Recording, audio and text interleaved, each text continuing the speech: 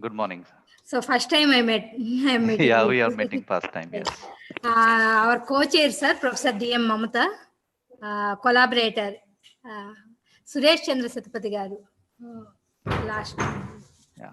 Last time I missed. Editorial board member we have. So K. Usharani and P. Bhargavi, these two are co-chairs, sir. Our colleagues also computer science department. Good morning. Nice to meet you. Kalarani garu, good morning. Good morning, madam. Good morning, Mamta garu. Registrar madam ku good morning and co-chairs ki. Morning, Kala. Good morning. All the best. Congratulations to all of you.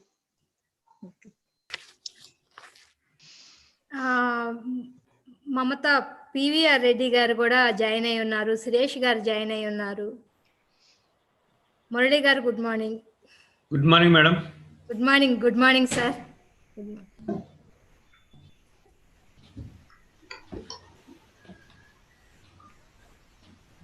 Good morning, sir.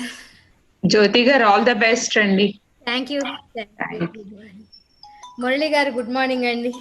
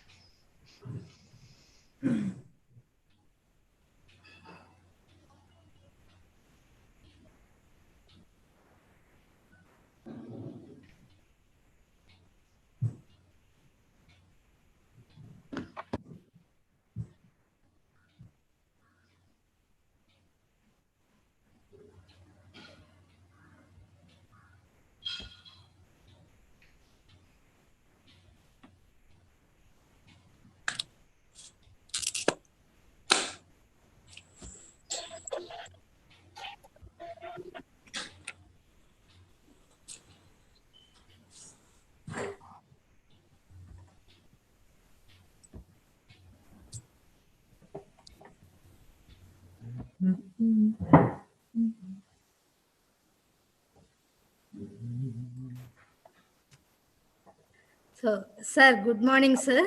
Oh, Professor Jyoti garu, how are you? Fine, sir. Wonderful. How are you, sir? You can hear me and you can see me, kada? Yes, sir. First time, sir. Happy to see you, sir. Happy to see you.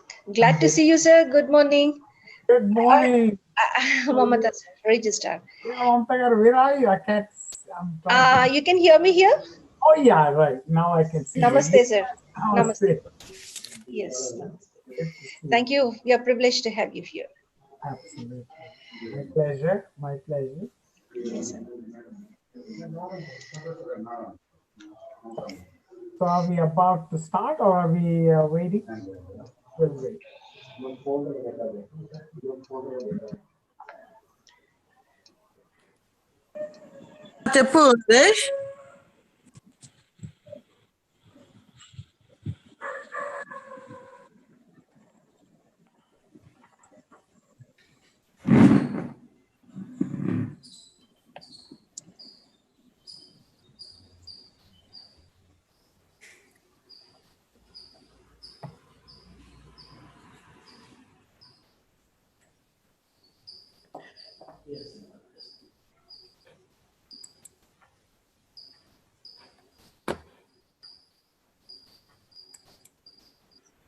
Yeah, good morning, madam.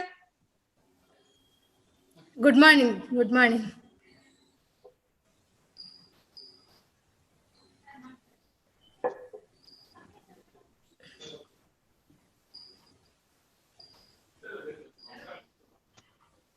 Good morning, Jyoti madam. Good morning, Andy. Good morning.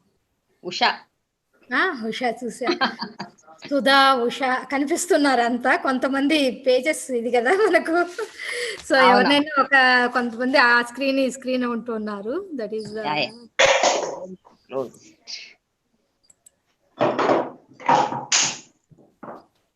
Hello. Hello. Sir, good morning, sir. Sir, Bobley, sir. Good morning. Good morning. Yeah. How are you, Bhargava? Yeah, fine. Thank you, sir. Wonderful. Good to see you again. Yeah, again, Nice. after I think 2 months. Anandi. Yeah, right. Everything okay, Kada? Yeah, everything going on well, sir. Wonderful. Wonderful.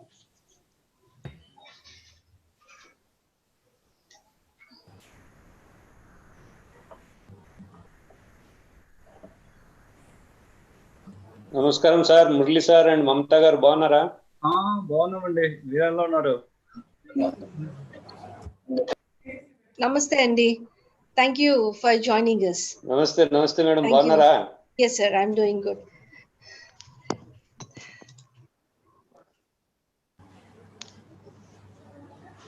So I hope everything is fine from your end, sir.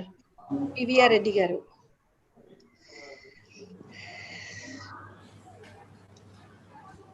సరే ఇప్పుడు మాట్లాడింది. Good morning, madam. Mamta madam.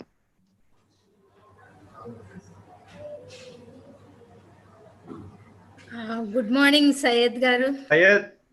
Good morning. Hello, Syed. Yeah. Please unmute, Syed. Please unmute. I think you have to unmute, Syed. Yes, Yeah.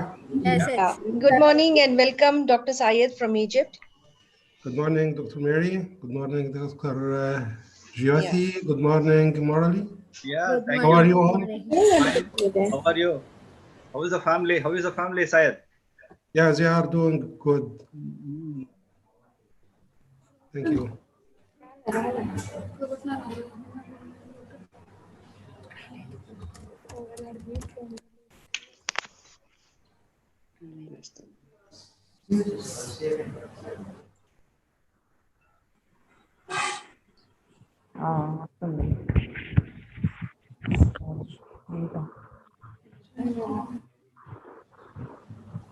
Good morning madam.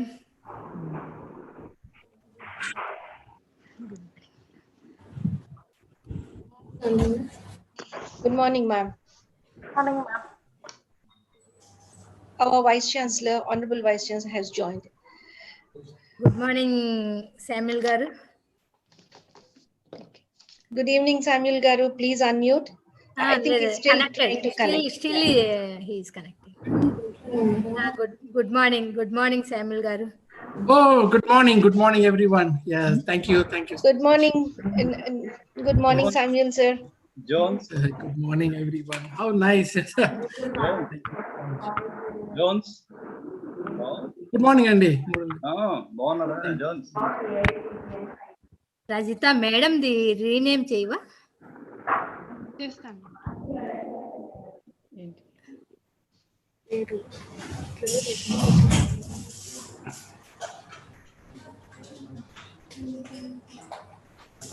Good morning, everyone.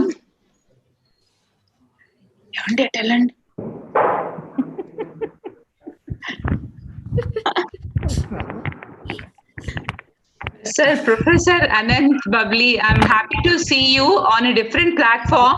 I'm Vijayalakshmi, journalism professor. So when I saw your name, I felt very happy. So I'm very keen to listen to you, sir. Wonderful, wonderful. Actually, Dr. Vijayalakshmi garu, actually I'm planning to connect sir with your department because sir is a provost and also professor and also a senior professor from journalism, right? Yeah. I saw and I heard about him. I read also. So great. that is why I'm very keen to, listen to him. That's why I said a very different platform, artificial intelligence and journalism, now well connected. Thank you. Thanks. Very much. Join అవుతారా madam? పంపించాలా మీకు? ఇక్కడ చూసేస్తాను, కూర్చోండి.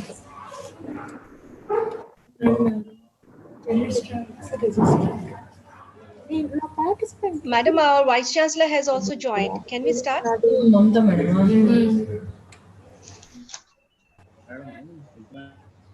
Jyoti garu? 1 minute. Can we start? Sorry? We can start. We can start.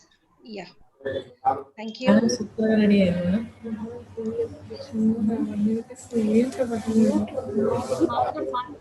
to kindly mute the mic, please. All other participants, please mute your mics.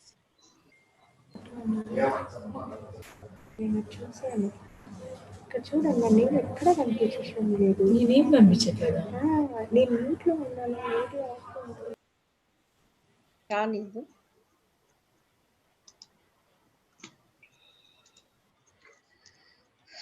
Welcome to CBE 2020. Yeah, the second international conference on computational and bioengineering, CBE'20, the virtual conference being jointly organized by the Department of Computer Science and Department of Bioscience and Sericulture from Sri Padmavati Mahila Viswavidyalaya, the Women's University, the one and only women's university in the entire state. Since the multidisciplinary research collaborations contribute to lifelong learning to the research scientists, which enhance the vision of researchers on their own discipline, and more importantly, it gives a way to acquire insights on the application of other disciplines. Professor S. Jyoti and Professor D. M. Mamata, program chairs, conveyed that the main goal of the CBE'20 is to provide an open scientific forum open to experts, researchers, students from different disciplines from varied backgrounds. Before we go into the conference proceedings, please permit me to pronounce the welcome address. It's indeed a great pleasure to have among us our Honorable Vice Chancellor, Professor Jamana Duburu, a great scientist indeed, and a very esteemed administrator. And we are very happy to have her as our Honorable Vice Chancellor of our university. Madam, a very warm welcome to you to this virtual conference.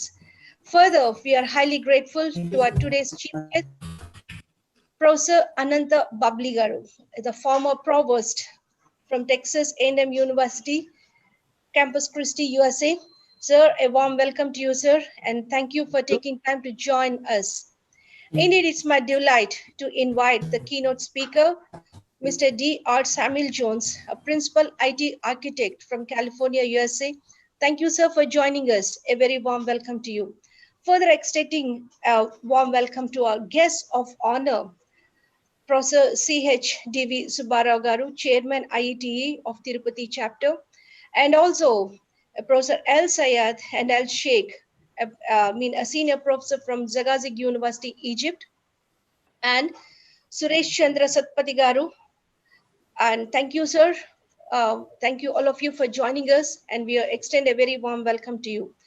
And I also extend a warm welcome to Dr. P.J. Raju, Director, APSS R&DA, Hindupur, Andhra Pradesh, and to all the co-chairs and the collaborating departments, the esteemed faculty members, the very senior faculty members, the deans, directors from the campus, foreign delegates, esteemed faculty members, and young scholars, and all my dear students. A very, very warm welcome to you all for the CBE 2020 Virtual Springer Conference. Over to Professor Jyoti.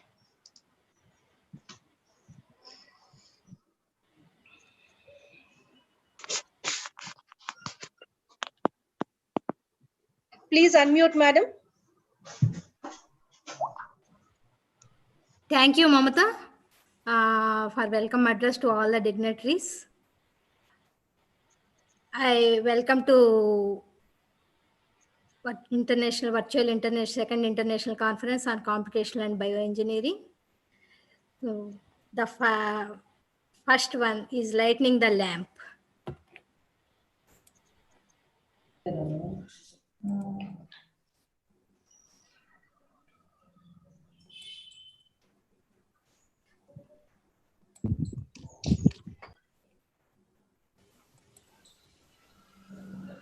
Good morning, Jyoti Garu. Congratulations. Okay. Yeah.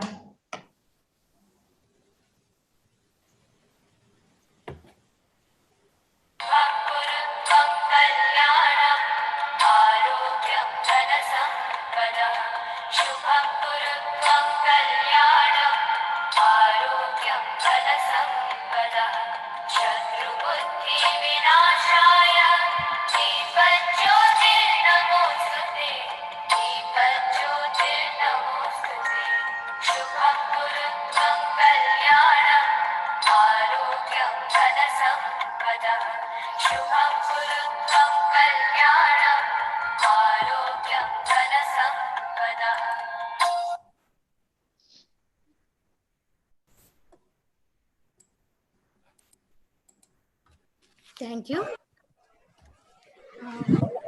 It is my pleasure to give about a brief about the conference of second international conference. Honorable and our beloved Vice Chancellor, Professor Jamuna Duvuru, distinguished Chief Guest, Dr. Anant S. Babli, former Provost and Vice President, Professor of Communication and Media Studies, Texas University, USA, Dr. Dr. Samuel Jones, Senior Principal IT Architect from USA, the guest of honor, Professor E.L. Syed, Faculty of Agriculture, Jagajig University from Egypt, Dr. P.J. Raju, Director of APSSRDA Hindupur, Professor C.H.D.V. Subbarao Garu, Chairman IET Tirupati Chapter and Professor of Computer Science and Engineering, SV University, Professor Suresh Chandra Satapati Garu, KIT University, Bhubaneswar, our editorial board member, Professor Sujan Rajgar, Professor Nagaraju, Dean, School of Sciences, Professor A. Ramakrishna Rao, Director, School of Engineering and Technology, Chair and lovable Registrar, Professor D.M. Mamata, Co-Chairs, Professor K. Usharani and P. Bhargavi, Faculty of Computer Science and Bioscience Sericulture, Dr. J. Suryakumar, CEO, SSI TBI, Deans, Dr. Professor Savitri, EC member of SPMVV, our collaborative department faculty, collaborators, colleagues, delegates of the conference, session chairs of the conference, all committee members of the conference, teaching and non-teaching staff, TBI staff, WBIF staff, students, and media. Good morning and warm welcome all of you to the conference. This is my privilege to say a few words about our university and conference. Sri Padmavati Mahila Vishwavidyalayam is the first women university in the state and second women university in the country. It was established in the year 1983. The motto of the university is Emancipation of Women through Acquisition of Knowledge. To this end, the university offers courses which serve the dual purpose of academic excellence with applied orientation, innovation, and startup technology. Under the able guidance of our Vice Chancellor, the university is flourishing in all aspects such as academic, research, innovation, entrepreneur, and extension activities. Since the inception of the university, that is 1983, the Department of Computer Science and Bioscience Sericulture exists in the university. I am very proud to say many projects and collaborative works are done jointly by the departments. This is the second jointly organized international conference of both departments. The main goal of this international conference on computational and bioengineering is to provide a forum open to experts, researchers, and postgraduate students from different disciplines to present problems concerning computational methods in several fields of science, technology, and engineering, such as theoretical and computational aspects in informatics, physics, chemistry, mechanics, biology, economics, and other sciences from the entire world in order to discuss high-level scientific questions, exchange solid knowledge of pure and applied sciences, and investigate diverse backgrounds, theoretically and practically. Computational engineering is a relatively new discipline that deals with the development and application of computational models and simulations also. Often, coupled with high performance computing to solve complex physical problems arising in engineering analysis and design, as well as natural phenomena. Bioengineering is a significant task of computational biology. Following this tradition and roots, this conference will bring together researchers from the international scientific community interested in the fields to discuss advancements and the future of the conference. The future perspectives in data science, bioengineering, computational biology, biomaterials, bioinformatics, biostatistics, and biomedical fields, applied biologists are also invited to participate in order to propose novel challenges aimed to have high impact for molecular biology and translation medicine. The conference speakers are also working in multidisciplinary aspects. We are extremely grateful to the Springer Publications for giving their acceptance to publish all accepted papers in Springer series, lecture notes in networks and systems. Indexed by Scopus, InSpec, Wi-Fi, Frankfurt, EG, SA, Simago, all these are the index of this series, Springer series. We are thankful to Institution of Electronics and Telecommunication Engineers, IETE, Tirupati chapter, for associating with us in this international conference. The participants from over 300 colleges have been invited to participate in the conference. We received more than 190 papers for presentation and publication. 70 best papers are selected to include in the Springer Conference proceedings. 8 sessions are conducted parallel these 2 days. We congratulate all the authors of the manuscripts that have been accepted. I wish a comfortable stay to the delegates on the virtual portal, and I hope they will be benefited through the conference. Thank you all for your interest in CBE'20. Thank you once again, all of the participants, delegates. Thank you, madam. So the next event is releasing CBE'19 Springer series by Professor Jamuna Madam, Honorable Vice Chancellor of our university.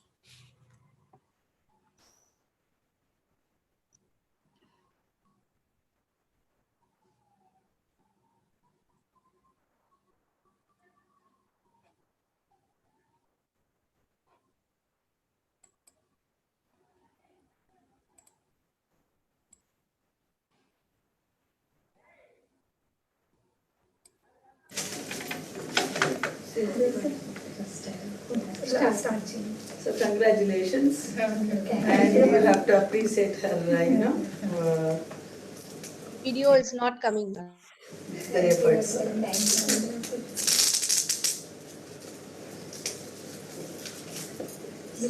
The flowers, madam.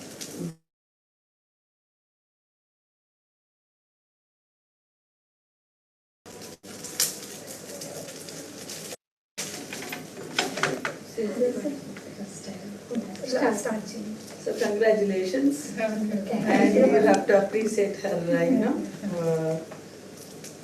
efforts. The efforts.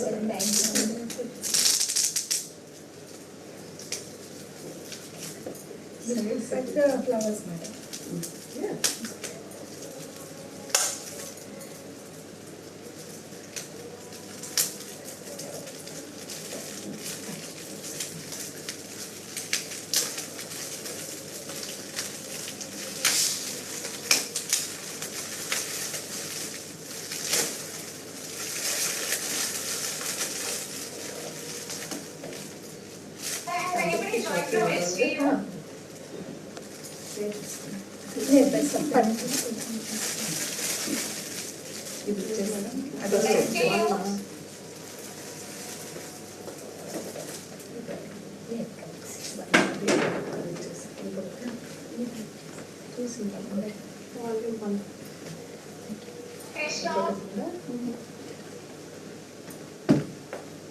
Krishna University, SPU, SPU. Has anybody joined?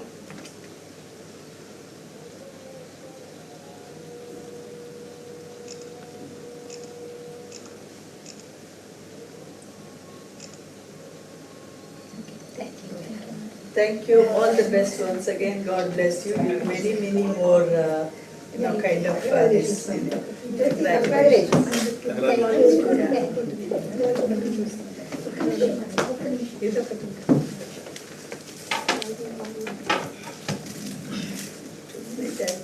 before we start with the discussion on media cases, I wish to give your attention, sir, that we have rolled out Carter portal under human management, human capital management system, which is the automation of staff that is being done in collaboration with CFSS.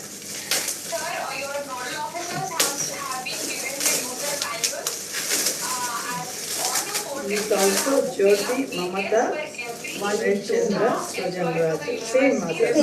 Volume 2. What's the difference between volume 1 and volume 2? Actually, that papers same, madam. Two volumes that time we published. But this time Okay, only number of one. papers ఎక్కువ ఉన్నాయి కాబట్టి.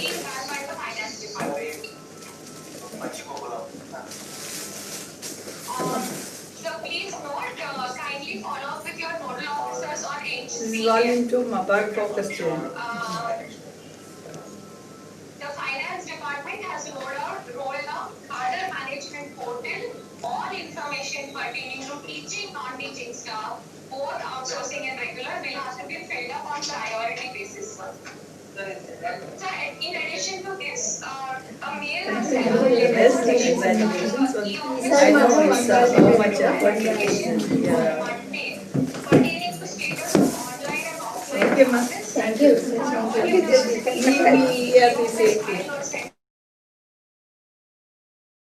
Thank you, madam, for releasing our first conference Springer series. Now I request our Vice Chancellor, madam, to give inaugural address of our conference.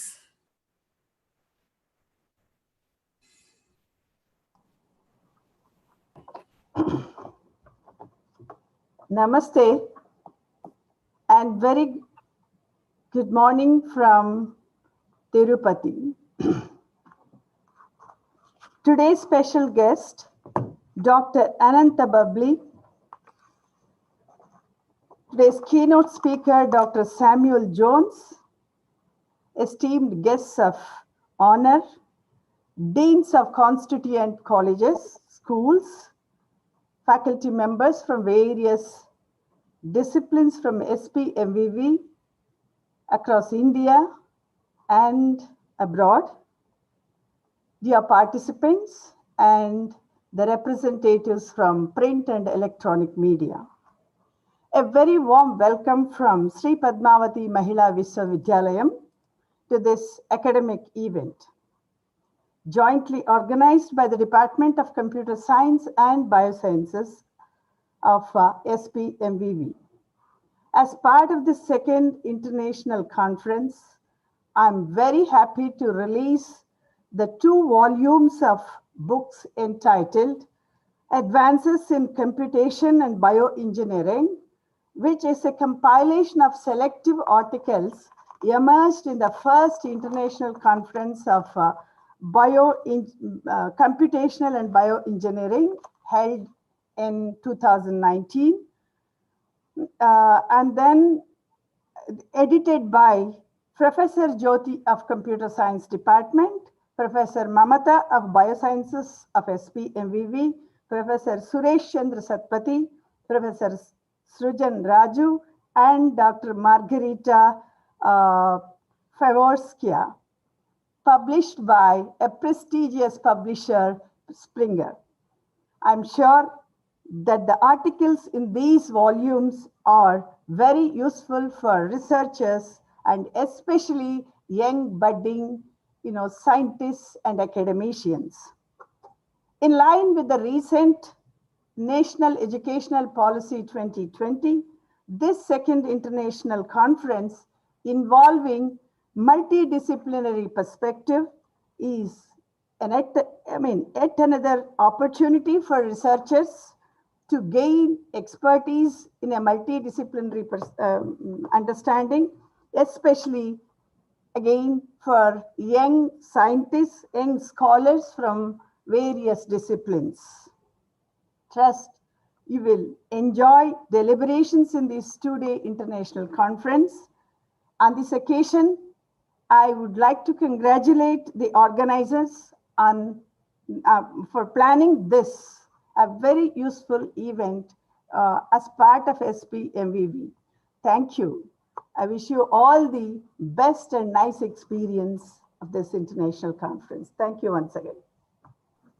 Madam, thank you, madam, for your wonderful words and encouraging words. Always you are encouraging us. Now I request Dr. Raju Garu to address the gathering. He is the director, APSRDC, Hindupur Sericulture Unit. He is also our collaborator, multi-institutional collaborator. So I request Raju Garu.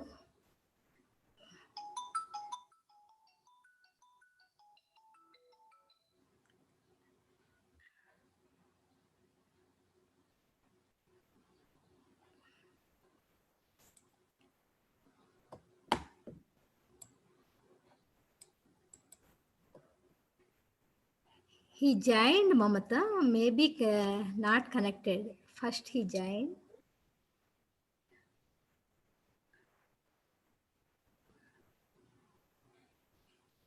Maybe some disturbance is there in their end. Madam, I will come to the guest with your. I request Professor CHDV Subbarao Garu, IET President and one of the patrons of our conference. He is the IET Chairperson of Tirupati chapter, and also he is Professor of Computer Science and Engineering from SV University. I welcome sir to give an address to the gathering.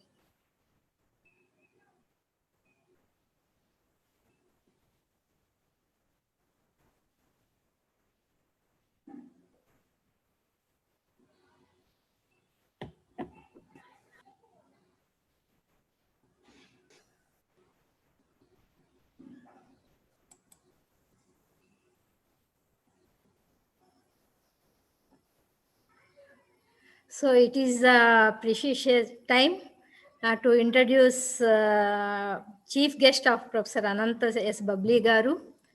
I request K. Usharani, program co-chair.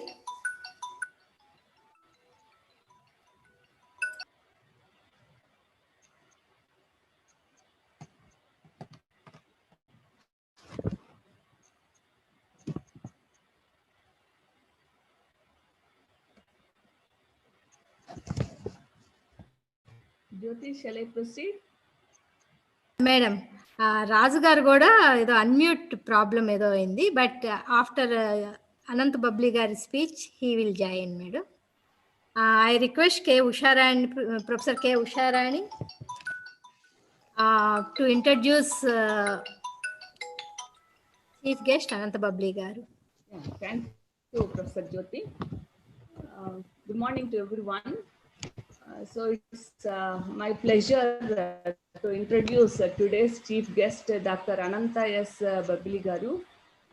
Dr. Ananta Babli is currently the president and CEO of the World Affairs Council of South Texas. He is a professor of communication, media studies, and global leadership. Former provost and vice president for academic affairs, Texas A&M University, Corpus Christi, USA. He was the dean, College of Mass Communication at Middle Tennessee State University. He taught and directed the Journalism and Media Studies Department at Texas Christian University for more than 2 decades. Served as Distinguished Rogers Chair of Studies in Journalism and New Information Technology at the University of Western Ontario, London, Canada. Former editor of Journalism and Communication Monographs. He is on the advisory board of the International Bibliography of the Social Sciences at the London School of Economics and has been a consultant to the British Film Institute, to the United Nations and the Right to Communicate Project, and to the UNESCO project on media freedoms and human rights. He is the governing council of India's famed Marketing Communication Management Institution, MICA, in Ahmedabad. He earned PhD from the University of Iowa, MA in journalism from the University of Oklahoma, UC in biological sciences and journalism from Osmania University, India. Sir has been honored with Barry Bingham Award for Meritorious Teaching by the US National Conference of Editorial Writers, National Teaching Award from the Poynter Institute of Media Studies, and he is the recipient of the Carnegie Foundation CASE Best Professor Honors. He is on the faculty of Texas A&M University Corpus Christi. I once again welcome you, sir, to this platform. Jyoti, over to you, Professor Jyoti.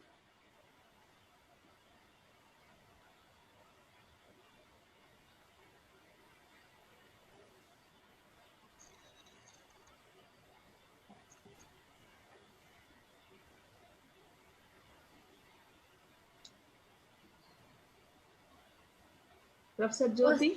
Oh, sorry. Thank you, Professor K. Usharani. Sir, welcome to Professor Ananta Babli Garu. So to address the gathering. So we are eagerly waiting for your speech, sir. Welcome to you, sir. Thank you very much. It is indeed a great honor and privilege to be the chief guest at this wonderful virtual international conference on computational and bioengineering, CBE 2020, jointly organized by the Departments of Computer Science and Bioscience and Sericulture at the prestigious SPMVV Tirupati, Andhra Pradesh, in India. Thank you very much for allowing me into your conference as a chief guest. I am speaking to you from the state of Texas in the United States. As we speak, we are nearing midnight here in my time zone, but it's indeed a great pleasure for me to see this wonderful support for this conference heartily given by our honorable chief patron, Vice Chancellor Professor Jamuna. And the keynote speaker, I'm very privileged to have Mr. Samuel Jones of California, and the guests of honors from Egypt, Professor El Sheikh and Dr. PJ Raju, and also Dr. Zhang from the United Kingdom. I heartily compliment and applaud the hard work that went into organization of this wonderful conference by program chairs, Professor Jyoti, Professor Mamata, Professor Usharani, and Dr. Bhargavi. And I also congratulate the publishers Springer and IETE Tirupati chapter for this contribution that you have made for the intellectual growth and research into the fields that have enormous consequence on the well-being of humanity in the future. It is my pleasure to give some introductory remarks as a chief guest. I think we are sitting at a very pivotal time in human history when computational and bioengineering fields have merged with the larger destiny of humanity. I think these fields have actually even made access to sciences by the common folk, common public at large, who can access the knowledge and the information that has been produced by this kind of conferences in the future too, as such. So we are sitting at a time where there's fundamental and exponential changes that are taking place in technology. Information and communication technology, that is ICTs, commonly known as, have been expanding rapidly into other fields. As you may have noticed just recently, the information and technology companies are now competing to go into space. Literally, as we speak, the rockets are being shot into space, primarily by the efforts of information and communication technology industries as such. So when I see from my field, because I'm an ethicist and I'm interested in ethical implications of human technology that you have been researching in your fields, respective fields, I want to make a plea that whatever we do in terms of production of human knowledge, production of new knowledge, and new innovative technologies, that we must keep in mind the ethical considerations that will affect the large humanity at large all over the world as such. We are seeing the impact of technology and vaccines as we speak on human health and human healthcare especially, and how technologies are now impinging on distribution of vaccines by the coronavirus to combat coronavirus. So not only that, we're also looking at the technological implications on national security of individual nations and human privacy in terms of invasion of privacy by technologies through cybersecurity and between the public policy and private ownership and capitalism in terms of making profits on new innovations in bioengineering technologies and computational technologies as such. And these have become, in my opinion, of great concern as well as excitement, because they are not only producing trillions of dollars that impact on industrialization, further sophistication of human technologies, especially the biomedical technologies, and how information technology can perpetuate the gap between the information rich and information poor by bringing the concepts of the digital divide at a global level. Countries which are very rich in information resources versus countries that are poor and cannot afford new technologies and the fruits of bioengineering inventions and computational progress as such.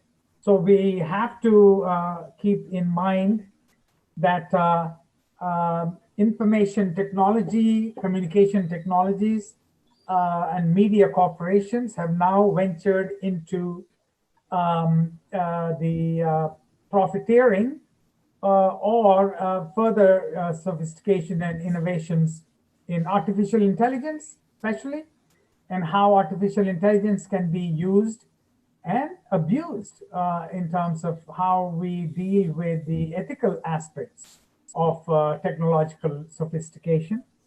Robotic intelligence is another area that I am concerned about as an ethicist of technology. And we must be definitely playing a conscientious role in considering the ethical aspects of new technologies. We're also looking at XR, which is the extended reality, and also VR, the virtual reality. Also AR, which is called the augmented reality. And we also have the augmented virtuality, and mixed realities and future realities. These are all new schools of technology that have emerged only in the last 5 years. And I'm proud to say India is now an equal partner with Western countries as both equally in terms of research and innovations. We should probably translate that from a governmental level, policy level, to the impact on individuals as well as on societies at large, and also how economics and politics will impact on these innovations in bioengineering and computational engineering, and how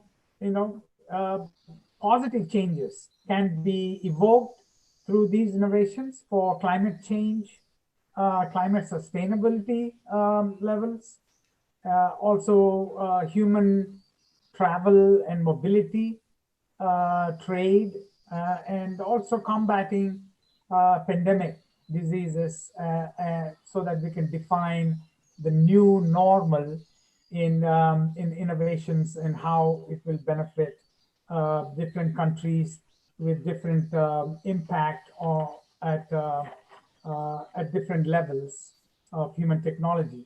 Now, so my final point here is that I'm very proud that we are embarking in this conference on production of new knowledge, innovative thinking, and that can lead to new and more promising answers and responses to climate change and human disease. But also I plead with all the budding scholars and the established scholars who are speaking at this conference to be conscious of ethical impact and ethical consequences of what we are doing, because every technology comes with ethical implications and complications, and hence we have to pay attention to the ethical considerations of new technologies and new innovations that are being addressed at this conference. With that, I conclude, and thank you for inviting me as the chief guest for this conference. Thank you. Thank you, sir. Thank you for your valuable message to all youngsters, to us, so to how to promote multidisciplinary research. So in through computational and biological aspects. So once again, thank you very much, sir, for your talk. Now, I welcome to Dr. P.J. Raju, Director, APSSRDI Hindupur, and also our collaborator so in multi-institutional projects. So thank you very much, sir, for accepting our invitation. So now I request Professor Raju, Dr. Raju Garu, so to give address to the gathering. Thank you, sir. Good morning, everyone.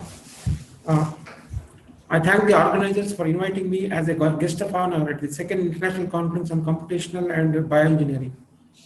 I'm really thankful to Madam Jamna Dubur Garu, the Vice Chancellor, Honorable Vice Chancellor of SPMVV, and also the two program chairs, Dr. Mamata and Professor Jyoti, who are my collaborators in several of the projects. In fact, technically speaking, I don't fit into the computational and bioengineering, but we have a lot of biotechnology-based programs, basically through collaboration. So we have collaboration with the CDFD, Center for DNA Fingerprinting and Diagnostics, Hyderabad, and with the Sericulture Department and Computer Science of SPMVV. And we also have collaboration with Central Port, Bangalore. So that's how we got into biotechnological aspects of silkworm. Basically, we are all into silkworm breeding and genetics. With this one, I would like to say that sericulture in India is categorized as a secondary agriculture. And as such, we are looking at doubling the farmer's income. So here what happens, extension education assumes special significance. So in this direction, apart from the research and development activities, we have a flagship project called on transgenic silkworm. We developed a transgenic silkworm resistant to viral diseases. So we developed 3 hybrids for the entire country, 1 hybrid that is called a bivotan hybrid. And we also have a multi-bi hybrid, which is used in southern India especially during the unfavorable seasons like summer and rainy season. But since we are looking at the doubling of farmers' income, we now depend on the transgenic sorghum, which yields better cocoon crops without any viral disease. So that indicates that we get consistent cocoon crops throughout the year. And see, we have R&D component, and we started a training program also in this direction with the same Department of Sericulture and Computer Science of SPMVV. We proposed a project in the Internet of Things for the 2 districts in Andhra Pradesh, that is Anantapur and Chittoor districts, and we are doing a very good job. In fact, I should congratulate Professor Mamata and Professor Jyoti Madam for developing an app, Internet of Things based app. It has actually changed the psyche of our stakeholders, because in sericulture, like in agriculture, we also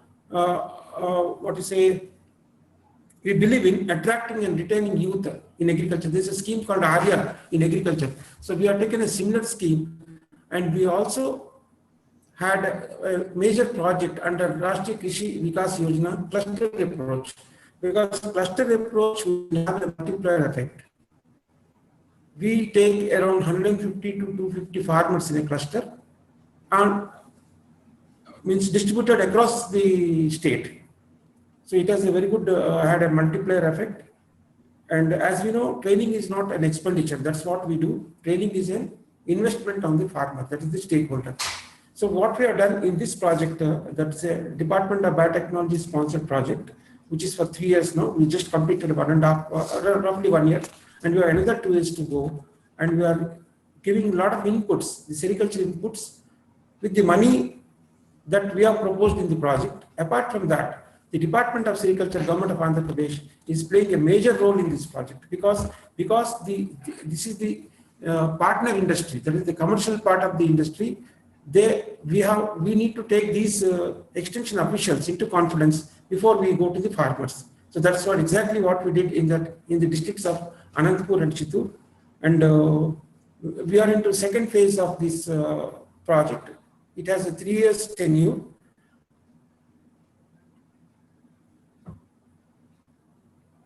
Sorry, just a minute.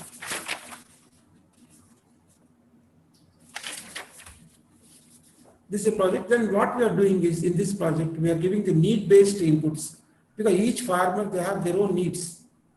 The Department of Sericulture also has some subsidies, incentives, and all that. Apart from that, this project has made a greater impact on the upliftment of sericulture industry among the women folk. We have taken women because most of the sericulture activities are women oriented. They participate in the cultivation of mulberry, they participate in the silkworm rearing, but at the time of cocoon marketing, it is only the men, they go to the cocoon market and do marketing. In fact, we are proposing bins. We go to cocoon market, we have a bins. We want to have, in fact, last year only we tried to have on the International Women's Day to have a separate bins for the women. Maybe this time we will succeed in creating a separate enclosures for women farmers by thereby attracting them to come to the cocoon market. So they will know what is the yield, because again, this pricing depends on the quality of cocoons that you produce. So that will give the first-hand knowledge to the women that what is the quality difference that it makes when we are expecting good quality, good money out of it. So that apart, with the SPMVV, we also have a project on thermotolerant breeds. This is again a Department of Biotechnology project. We are into the final phase of the project. We are identifying 3 hybrids for the coastal Andhra Pradesh, where the temperature is high and humidity is high.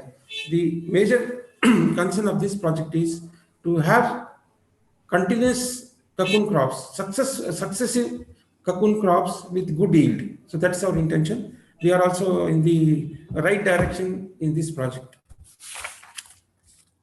So at the end, I congratulate all those who are responsible for organizing such a program, and also the eminent personalities who are going to speak after me, especially the keynote address by Dr. Samuel Jones. And I also thank the organizers for giving me this small opportunity of speaking to you. Thank you, everyone. Thank you, sir. So actually, multidisciplinary and multi-institutional research, the main motto of science and technology is to provide the outcome of the research to meet the societal needs. So through support of the such type of centers, our research will reach the farmers also. So I especially thanks to you, sir. So for giving your support and also give motivational address to the participants. Thank you once again, sir. Thank you. Thank you. Thank you. Now I request Professor C.H.D.V. Subbarao garu. He is the faculty of Professor of Computer Science and Engineering, same discipline, and particularly he is IETE President of Tirupati chapter. So I have long relation with sir for academia and some research. So we are happy to introduce yourself, sir. So please, I welcome to Subbarao garu to address the gathering. Thank you, Madam. Respected Chief Patron of this international conference and Honorable Vice Chancellor, Professor D. Jimana garu, Chief Guest Professor S.B. Ananta garu, Guest of Honor Dr. P.J. Raju, Keynote Speaker Dr. Shamil Jones garu, Program Chiefs of this conference Professor Jyoti garu and Professor Mamta garu, members of the organizing and technical committees, learned faculty members, research scholars and students. Good morning. At the outset, I thank the organizers for giving me this opportunity. It gives me an immense pleasure in being associated with the young researchers and delegates of this international conference. On this occasion, I would like to give some advices or suggestions to the budding researchers. There is a rapid evolution that has been taking place in almost every area of computer science and engineering. Attending conferences of this sort will enable you to update your knowledge, and they will keep you abreast with the recent advances. Attending these conferences is essential for any researcher, particularly young researchers, to consolidate their ideas and explore new techniques and methods. You can make new friends on this occasion who may be working in the same area of yours. This is an opportunity for you to make some technical discussion and extend the same to have collaborative research in future. In olden days, literature survey is a tedious job. You have to go to the library and search for back volumes. Nowadays, digital libraries are quite popular. With a button click, abundant information is available in front of you. We can't imagine a quality research in computer science and engineering and IT without having an access to IEEE and ACM digital libraries. What I suggest to young researchers is that they have to make exhaustive literature review. If you want to propose a technique without proper literature review or literature survey, it is equivalent to constructing a multi-stored building without proper foundation. How many bytes of information you have downloaded is not important, but how many bytes of information you have uploaded is important. That is, how much knowledge you have generated is important. As you know, our brain is partitioned into two parts, that is left hemisphere and right hemisphere. The left hemisphere is for logical thinking and analytical reasoning. If you want to be a good researcher, you should be a good thinker. If you want to be a good researcher, you should be a good thinker, and you have to give enough work to left hemisphere. That is what former President of India, Dr. APJ Abdul Kalam sir told. What he has told is, thinking is progress and non-thinking is stagnation of individual, organization, and society and country. Thinking should become your capital asset, whatever ups and downs that comes across your life. A research scholar should have a good willpower. He should not be in a dilemma whether I can do it or not. What is impossible yesterday is made possible today.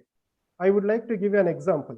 In 1895, Lord Kelvin, who was a renowned scientist and he is president of Royal Society of London, declared that something heavier than air cannot fly and cannot be flown.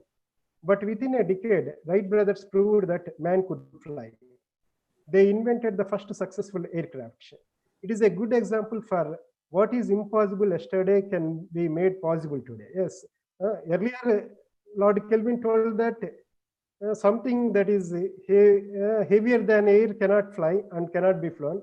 But within a decade, Wright brothers proved that man could fly. So that is possible in research. It is possible only through research. Just I would like to list out the research avenues for the benefit of budding researchers in computer science. If you are interested to work in machine learning, you can concentrate on deep learning, reinforcement learning, robot learning. If artificial intelligence is your area of research, then you may focus on knowledge representation, memory-based reasoning, memory models. If you are interested in speech processing, music information retrieval, music processing, speech synthesis, and recognition are the relevant research topics. If you are interested in pattern recognition, then you may focus on content-based information retrieval, handwritten character recognition. Suppose image processing is your area of interest, then you may focus on human detection and tracking, image reconstruction, multi-camera vision systems, visualization and perception. If you are interested to work in information management, then associative rule mining, data warehousing, indexing semi-structured data, ontologies, semantic verb, text summarization systems are the relevant research topics.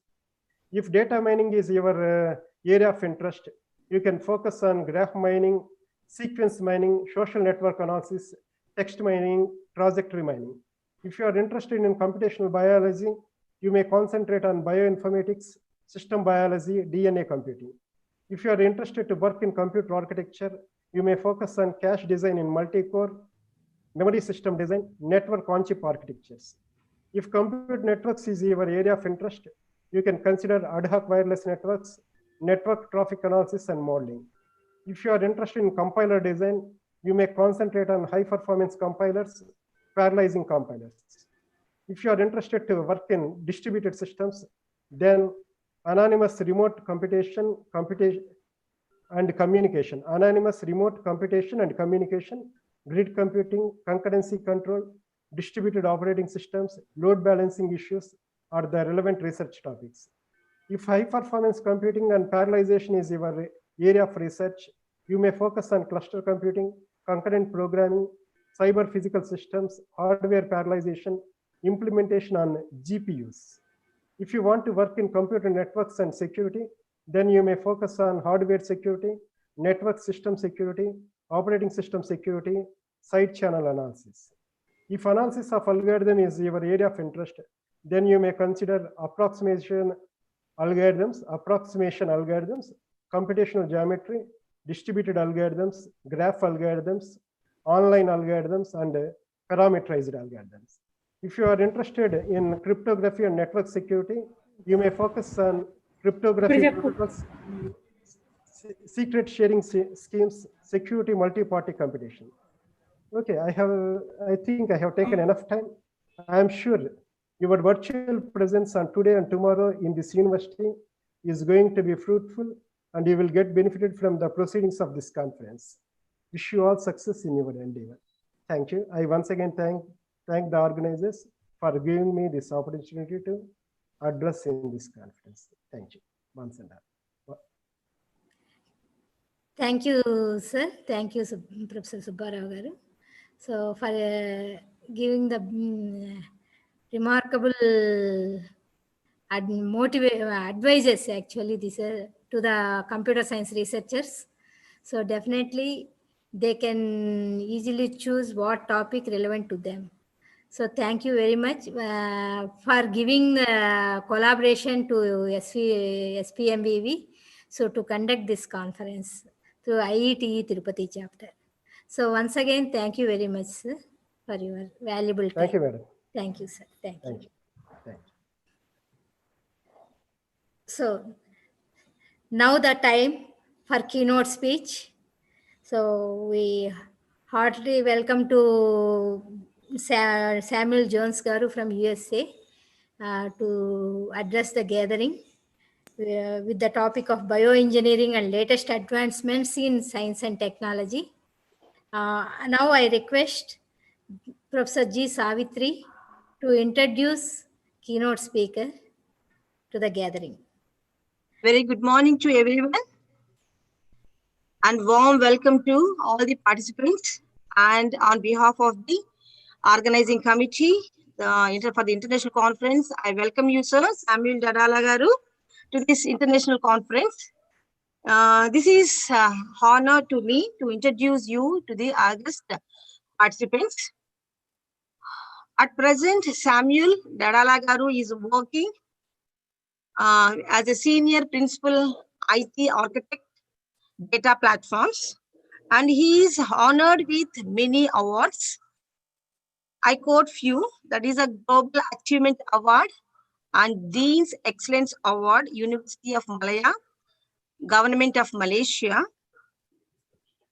an Infinite Award for an innovative solution and POC and winning the largest process discovery and optimization consulting contract in financial services, and Fujitsu Global Business Group XBRL Award for innovative financial regulatory reporting solutions, and he is having vast experience in world's largest medical devices manufacturing, principal expertise architect in Infosys, and expertise and also in enterprise architect consultant at State Farm Insurance, and he is a manager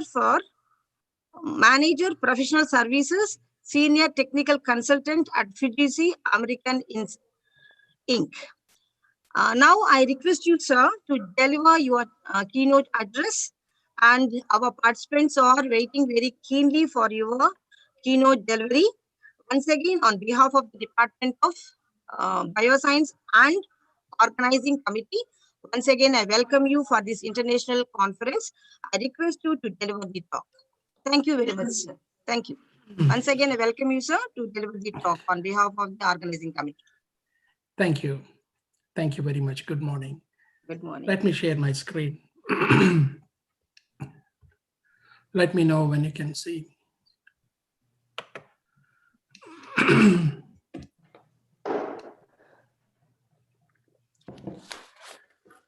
Yeah, let me know when you can see my screen. Yes, sir, we are able to. All right. Good morning and midnight. Good night to Professor Ananta. I think it's your way past coming to midnight your time. I'm indeed grateful. I'm indeed grateful to be part of this wonderful conference. Very, very timely. And I congratulate and I give my respects to our respected Vice Chancellor, Professor Jamuna Garu, Professor Ananta Garu, Professor Jyoti Garu, Professor Mamta, Professor Syed, Professor Raju, Professor Zhang, Professor Subbarao Garu, Professor Suresh Garu, members of the faculty, and all the dear participants. Thank you. Thank you for your quest for knowledge. Thank you for increasing the body of knowledge. I consider it as a great privilege and honor to be part of this August gathering. Just as I think it's a really a fitting tribute to this conference. An amazing thing happened just 3 days ago. An amazing thing happened just 3 days ago. 3 days ago, what baffled scientists for 50 years has been solved by DeepMind, an artificial intelligence machine learning company based out of London. Of course, acquired by Google some 2 to 3 years ago.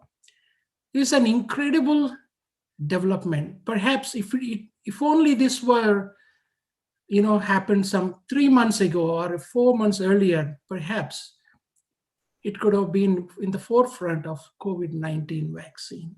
Nevertheless, this technique, what has taken, predicting the shape of the three-dimensional shape of the proteins, predicting the three-dimensional shape of the proteins has been solved by artificial intelligence just 3 days ago.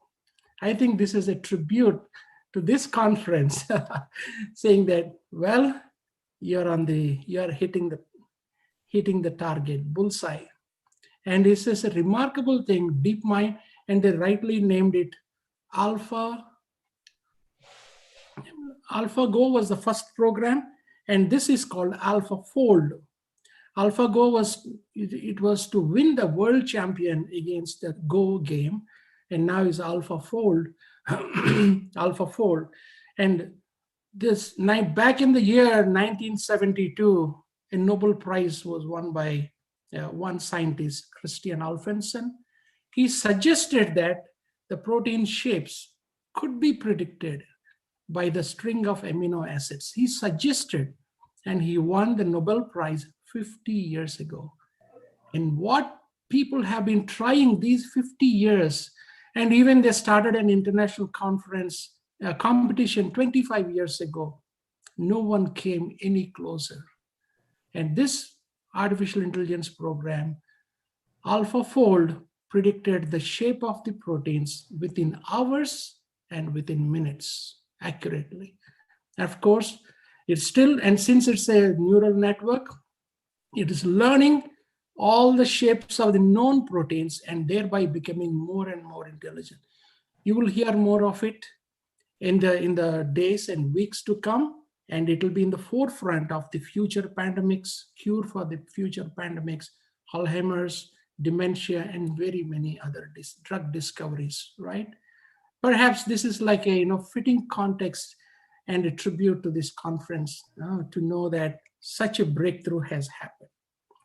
That's on the one end of, and it is so nice. There's the speakers on one hand were so balancing, like Professor Ananta talked about the ethics part of it, and Professors Suresh Garu and Subbarao Garu and Professor Raj Garu, they were mentioning about the various dimensions of this conference. I come from the past few years, I've been with the world's largest medical devices manufacturer. And India has the distinction of being the world's capital of diabetes and cardiovascular diseases. We have the dubious distinction of being the world's capital of diabetes and cardiovascular diseases. And I have seen my grandmother some decades ago doing finger prick testing. She may do one test here, one reading, and we adjust the dosage. Maybe some people would do 4 times a day. I don't think they can afford the cost of this finger prick testing, right? And I'm at a place where we make the continuous glucose monitoring. Let me move this window. We make the continuous glucose monitoring possible, and off of that monitoring give you the predictions also. Off of that monitoring comes the predictions also. If you say from the looking past, we'll say, hey, what's happening on every Saturday between 12 and 3? Why you are constantly having a hypoglycemic event? Your sugar levels are falling so low.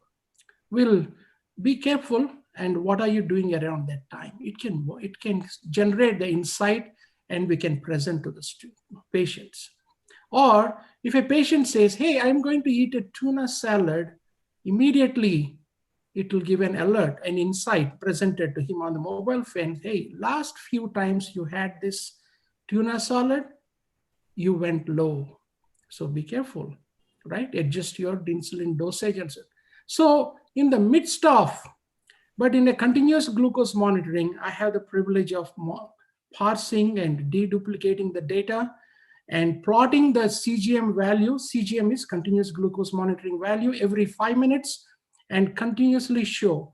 And here, this is a very, very benign graph, but it will be, in reality, this will go way, way higher. These values will swing. The values will swing way higher. The spikes will be the lows and so on and so forth. And here you may get into insulin, the coma, and here you will almost ruin your nephropathy, retinopathy, and all those things happen here. So that's again. Well, why I'm saying at length, why I'm explaining this at length, while in the forefront of these cutting edge technologies, I would have to acknowledge that my first cousin and also alumni of Padmavati Mahila University last month almost died of gangrene, died because of uncontrolled diabetes. She's just in her 50s. She almost died, almost lost her leg. My first cousin and a former alumni of Padmavati University. Why such disparity? Is there anything that can come out, anything that we can do to mitigate such disparity, such helplessness? That's all actually. Right now, I'm not trying to just state the problem, but also give you some indication, give you some indicators saying that we can actually, right now, the cloud migration and the cloud technology, cloud computing actually, right, actually is great level, is a great level playing field, great leveler. And what is happening is that even with minimal resources, one can actually do extraordinary things in a cost-effective way using cloud computing. And I had the privilege over the past couple of years, to make sure that I have I take the data, devices data, and in fact, build the data lakes. I converged different various data streams. This is the on-prem side, and this is the cloud side of it. This is the cloud side of it. Different data streams you could converge. And at the intersection of these data sets, see, the value creation is at the intersection of data sets. So, and we always struggle with on-premises solutions. We have to buy expensive servers, expensive system administrators, DBAs, licenses, patches, you name it, all kinds of IT problems we have. But cloud computing is something, can you believe, a large infrastructure, you can even spin it up in 30 minutes. In 30 minutes, you can spin up the data. 30 minutes, you can spin up a large infrastructure. And once your expensive computations and expensive analysis is done, you can simply dismantle the infrastructure. You don't have to pay the money on that, any more money on that. So today I want to share a few examples and just some takeaways, and also want to bring what is actually happening in the Bay Area, San Francisco Bay Area, what is happening in the venture capitalist market, where they are looking for, and where the value creation is happening. Okay, so from this data, I have created a lot of value for patients in terms of showing them their glycemic lows, time in range, auto mode. It's a different outcomes. I was able to compute, and we could present to the patients, and then enable the physicians with the remote client monitoring, which is so important during this COVID season, therapy adjustment and rentals and rebates. So, and create a lot of value for the physicians. So for the patients, so much of value, and for the physicians, value created, and engaging them in US, right now it's India also catching up. Everything is pretty much dictated by the insurance payers, right? Insurance payers, whether they pay for a particular therapy or a pump or anything is determined, right? So we could engage the insurance payers and giving them before and after. So as we engage the insurance companies saying that, hey, before you underwrite, before you paid for the pump, these are the outcomes. After you paid for the insulin pump, these are the outcomes. And so which one do you want, penny wise or pound foolish? What it means is that you want to pay for a X dollar amount of insulin pump, or you want to pay for a $10,000, $20,000 emergency room visits and hospitalizations. Which one do you want to pay?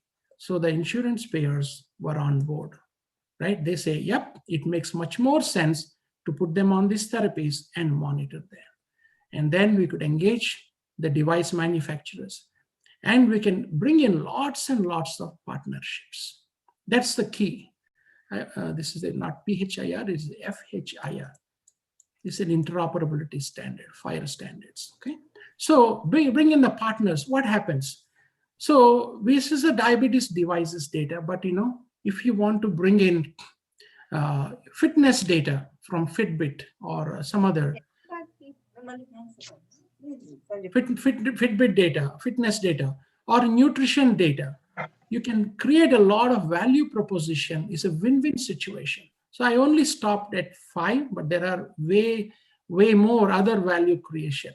The point I'm making here is that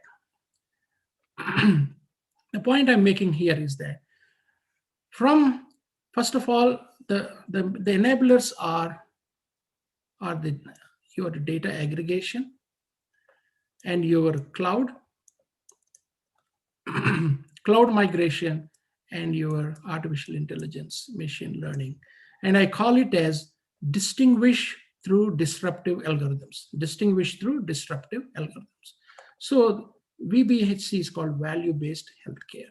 Value-based healthcare, which means that no longer we can, insurance companies say, I don't care what treatment you're given, what procedures you follow, I don't care. I will pay you by the outcomes. You show me, if you suffer diabetes, you say, if you maintain the A1C levels between this range, I will pay you. That's it. So everyone has to put their skin in the game. The doctors, the device manufacturers, the healthcare providers, everyone in the game, they have to put their skin in the game. All right. So the point here I'm making here is that it's a beautiful ecosystem, convergence of data sets. And can you imagine if you converge the clinical data set and the insurance claims data set, if you converge at the intersection of these two data sets, you get a 360-degree view of the patient. Think of it. If an endocrinologist is seeing the patient, and if he wants to know what else is going on with this particular patient, look at the claims data, insurance claims data. Then they'll know, oh, he also has cardiovascular diseases, he was in drug rehabilitation, and so on and so forth, right? So all of that. The key here is that all about data-driven innovation, cloud enablement, distinguish through disruptive algorithms. These are the 3 key elements, okay? Now, I want to quickly run through. I understand I have 45 minutes, so some slides I may skip, but I want to give you a quick indication of how these technologies can be enabled and how Padmavati University can really spearhead the journey, the cloud journey, the cloud center of excellence in Padmavati University. And then that be the incubation center where many companies would come and try out their ideas, new products, new therapies come out, okay? So I always followed the 3-pronged approach. My mantra was that data modernization. My mantra was that data modernization, data monetization, generation of insights. Data modernization, data monetization, generation of insights. So here is a very good architecture for not just the medical devices that I'm talking about, the genomics data, the life sciences data, you name the instrumentation data.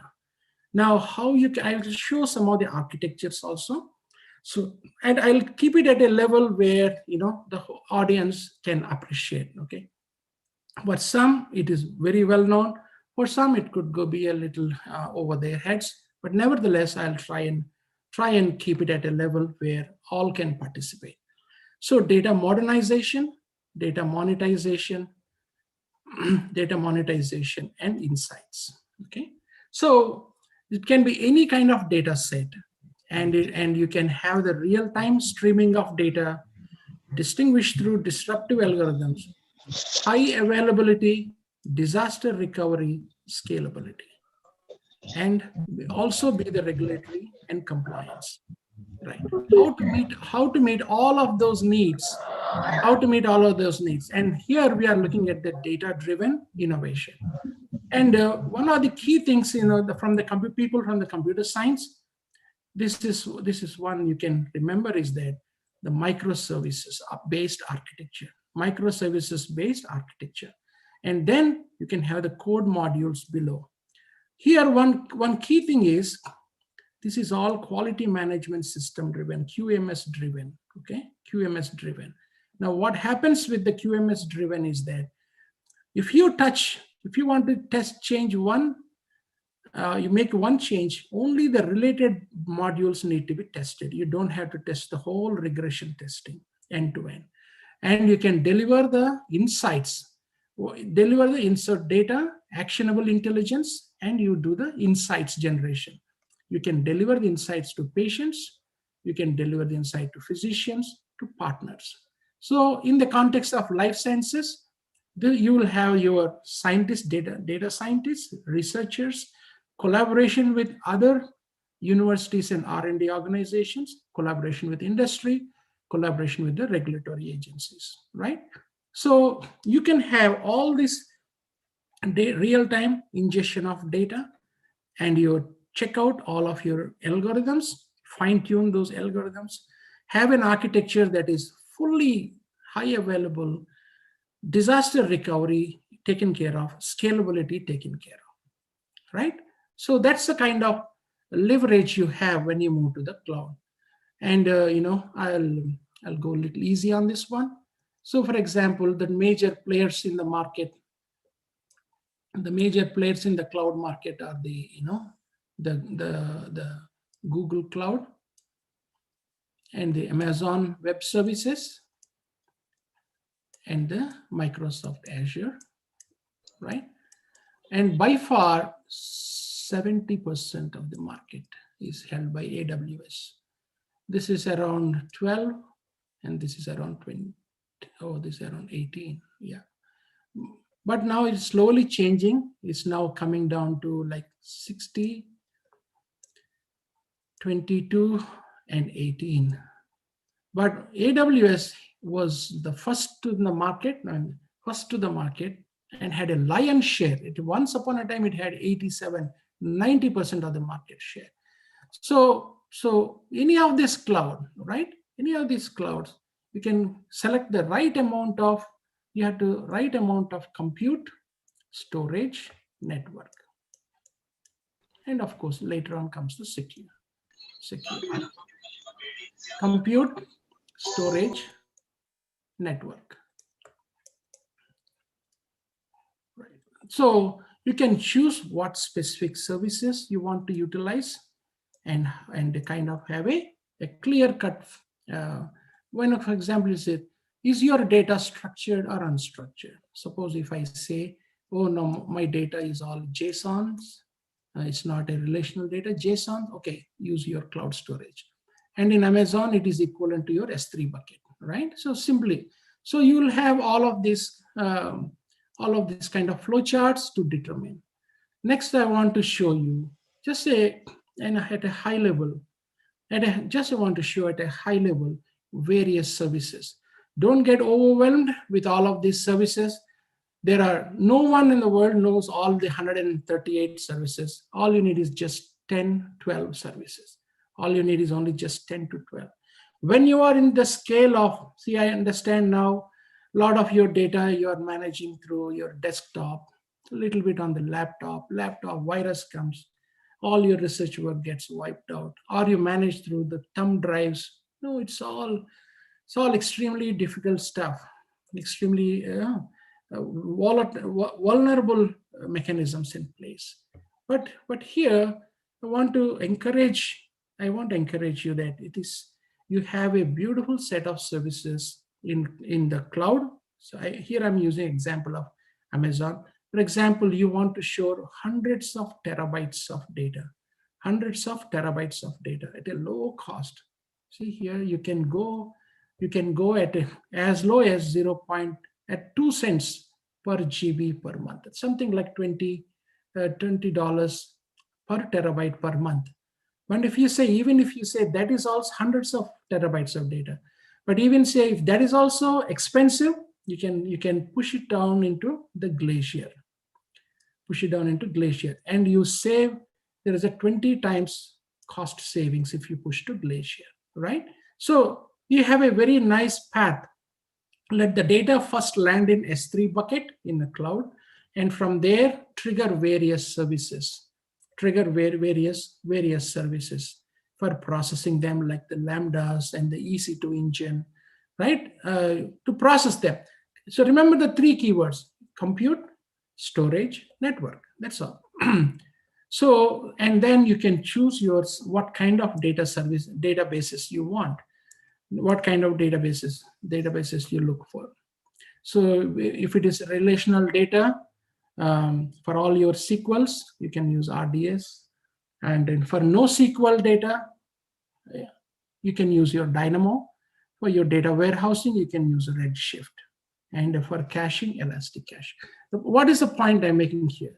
Point is that there are very well-defined services. And if you want streaming data, you can have the Kinesis and Firehose. There's one more. You want some ETL kind of work, you can use the Glue. If you want analytics and dashboards, you have the QuickSight. And there is something extremely useful stuff is here. For those in the hardcore computer science people. For hardcore computer science people, I'm using the word continuous integration, continuous deployment, CI/CD, and DevOps. Means that you can develop all your AI models or machine learning models. You can develop from the code repository, get it built, deploy, and test, all in an extremely automated fashion. CI/CD, DevOps. This stack will help you with the CI/CD stack, right? So the point I'm making here is that there are well-defined building blocks for your cloud journey, well-defined building blocks, each specialized service. All you need to know is just some 20 of them, and then use them to build. This is an extremely powerful one, cloud formation. I will tell you, if you have this is like the Facebook, how it is organized, how it is architected, a Facebook application, how it is architected, and so on and so forth, right? So if either users from the web browser or mobile application, they come in, just giving you a little bit. So for example, you are logging into it from Tirupati, and let's say its deployments are, if this application deployments are in the Virginia. We don't want these round trips happening. What they do is that they'll have this CloudFront deployed in Mumbai and other places. So if somebody from Tirupati logs in, they'll hit Mumbai, they don't hit Virginia, right? So, and also store it even in the edge locations like Hyderabad, even in other places, edge locations. So that is a really, really great way to architect. You have a load balancer. You have a relational data source for SQL, Dynamo for NoSQL, and your Glue for your ETL jobs. ETL means extraction, transformation, and loading. ETL jobs, and your Redshift for your data warehouse, right? Data warehouse. Now, and Kinesis for your streaming data. Now, why I'm going through these details is that why I'm going through these details is simply that you the researchers at SPM, Padmavati University and other universities, participants, you can spin up these kind of services, these kind of infrastructure you can spin up easily. And the beauty is that you can not only spin up the whole thing, you can automate it using cloud formation. Just imagine. You spin up this whole infrastructure. The point I'm trying to make here is that not to go through these services individually, but the whole infrastructure can become a code. And now it is called as infrastructure as a code. Think of it. Infrastructure as a code. Somehow this tablet pen is infrastructure as a code. Think of it. Whole infrastructure. So you can spin up this thing for 45 minutes.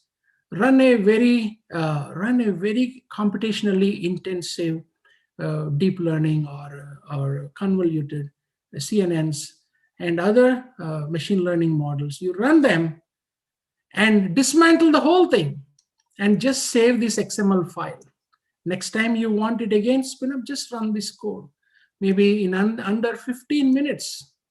In 15 minutes, you can spin up the whole infrastructure.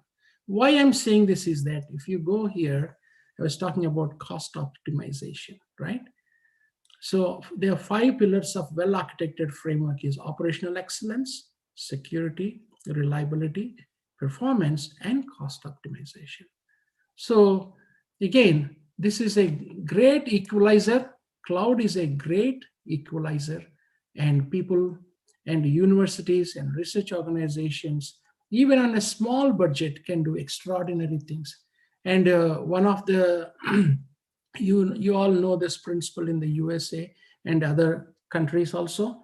Whenever the government funds, they make sure the data is all made available.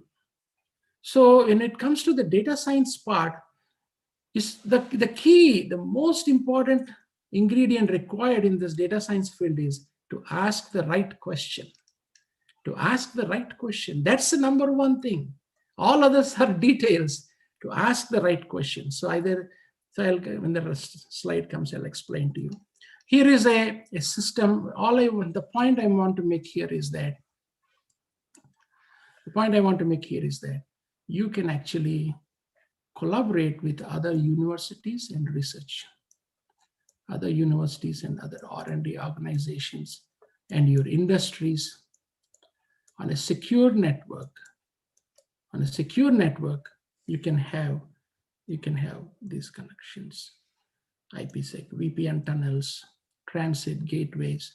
So the collaboration becomes extremely smooth, streamlined, extremely streamlined. That's why cloud networking is very, very key in this aspect. And these are the building blocks for the cloud networking area. And of course, I already this is self-explanatory. I was just the other 2 days ago, I was just wondering. So the key is to bring in various data sets, different data sets, and different ingestion patterns, and how to convert them into Parquet files or a CSV files or a JSON files, how to land all this data, hundreds of terabytes. Now we are not even talking in gigabytes of data. We are talking about hundreds of terabytes of data, how to seamlessly load them into the S3 bucket and then use the various operations and the glue operations or EMR, elastic MapReduce, to convert into relational data sources, and then run the data warehouse like the Redshifts, and then provide for the end user self-services business intelligence, self-services BI, self-services analytics and dashboards, data visualization, and so on and so forth, right? And I had the great privilege to intersect several data sets. So when I have seen this This was 5 years old, almost coming to 5 years old. When I've seen this one, I was totally enamored. I said, oh, diabetes control is not just medication. Diabetes management is not just medication. It is at the intersection of the nutrition and fitness, at the intersection of nutrition and fitness. Then we went and partnered with the Fitbits. We went and partnered with a company called Neutrino. And again, Neutrino is an Israeli-based company. Neutrino for the nutrition data and the fitness data. And at the intersection of these three data sets, at the intersection, immense value was created for the patients, immense value.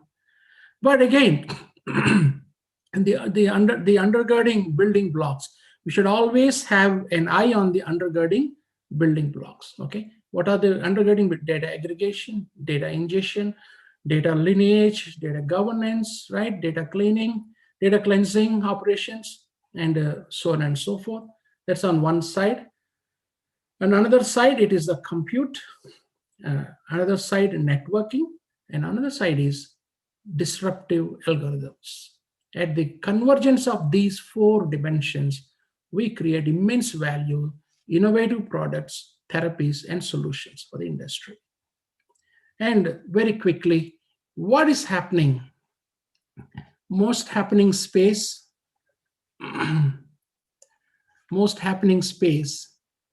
according to the venture capitalists, this is the latest computational biology.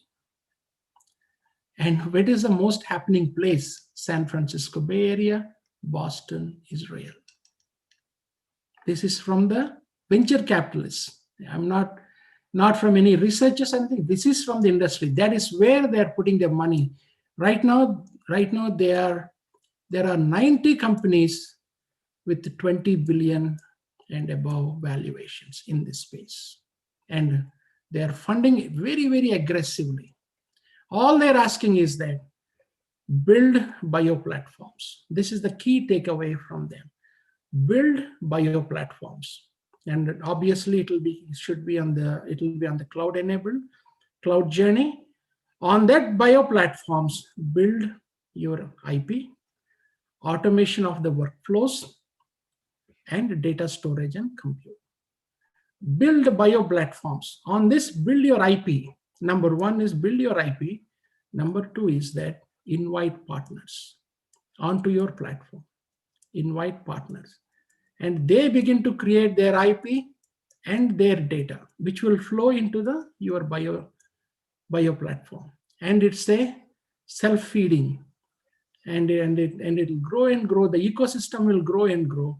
And that is where one of the key, my request is that start your cloud center of excellence, cloud center of excellence, and strive for the gold partner status.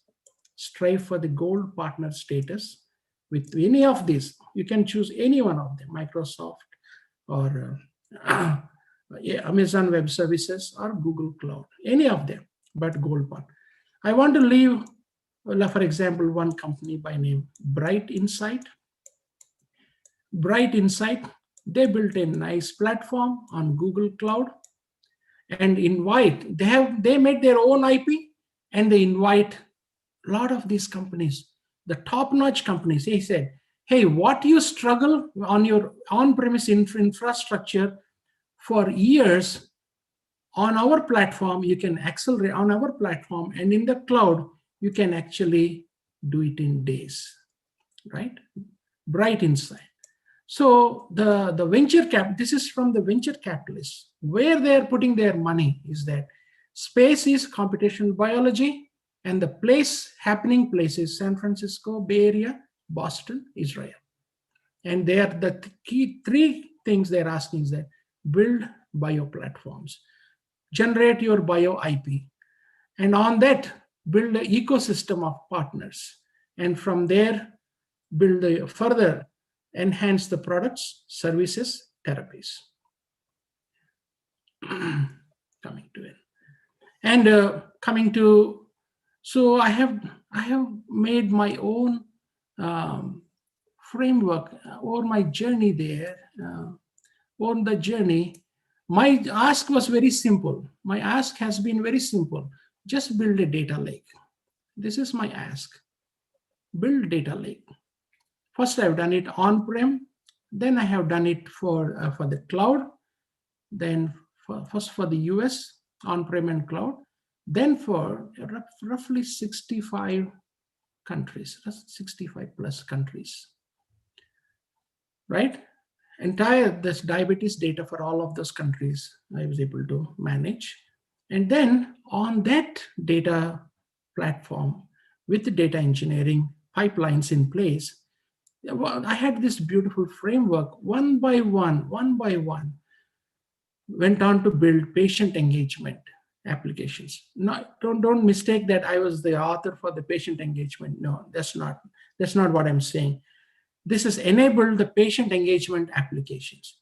Just to inform, let you know that how important it is, the patient engagement is there.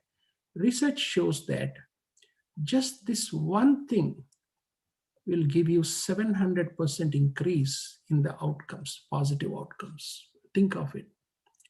Patient engagement alone gives you 7 times more positive outcomes. That's the beauty of patient engagement.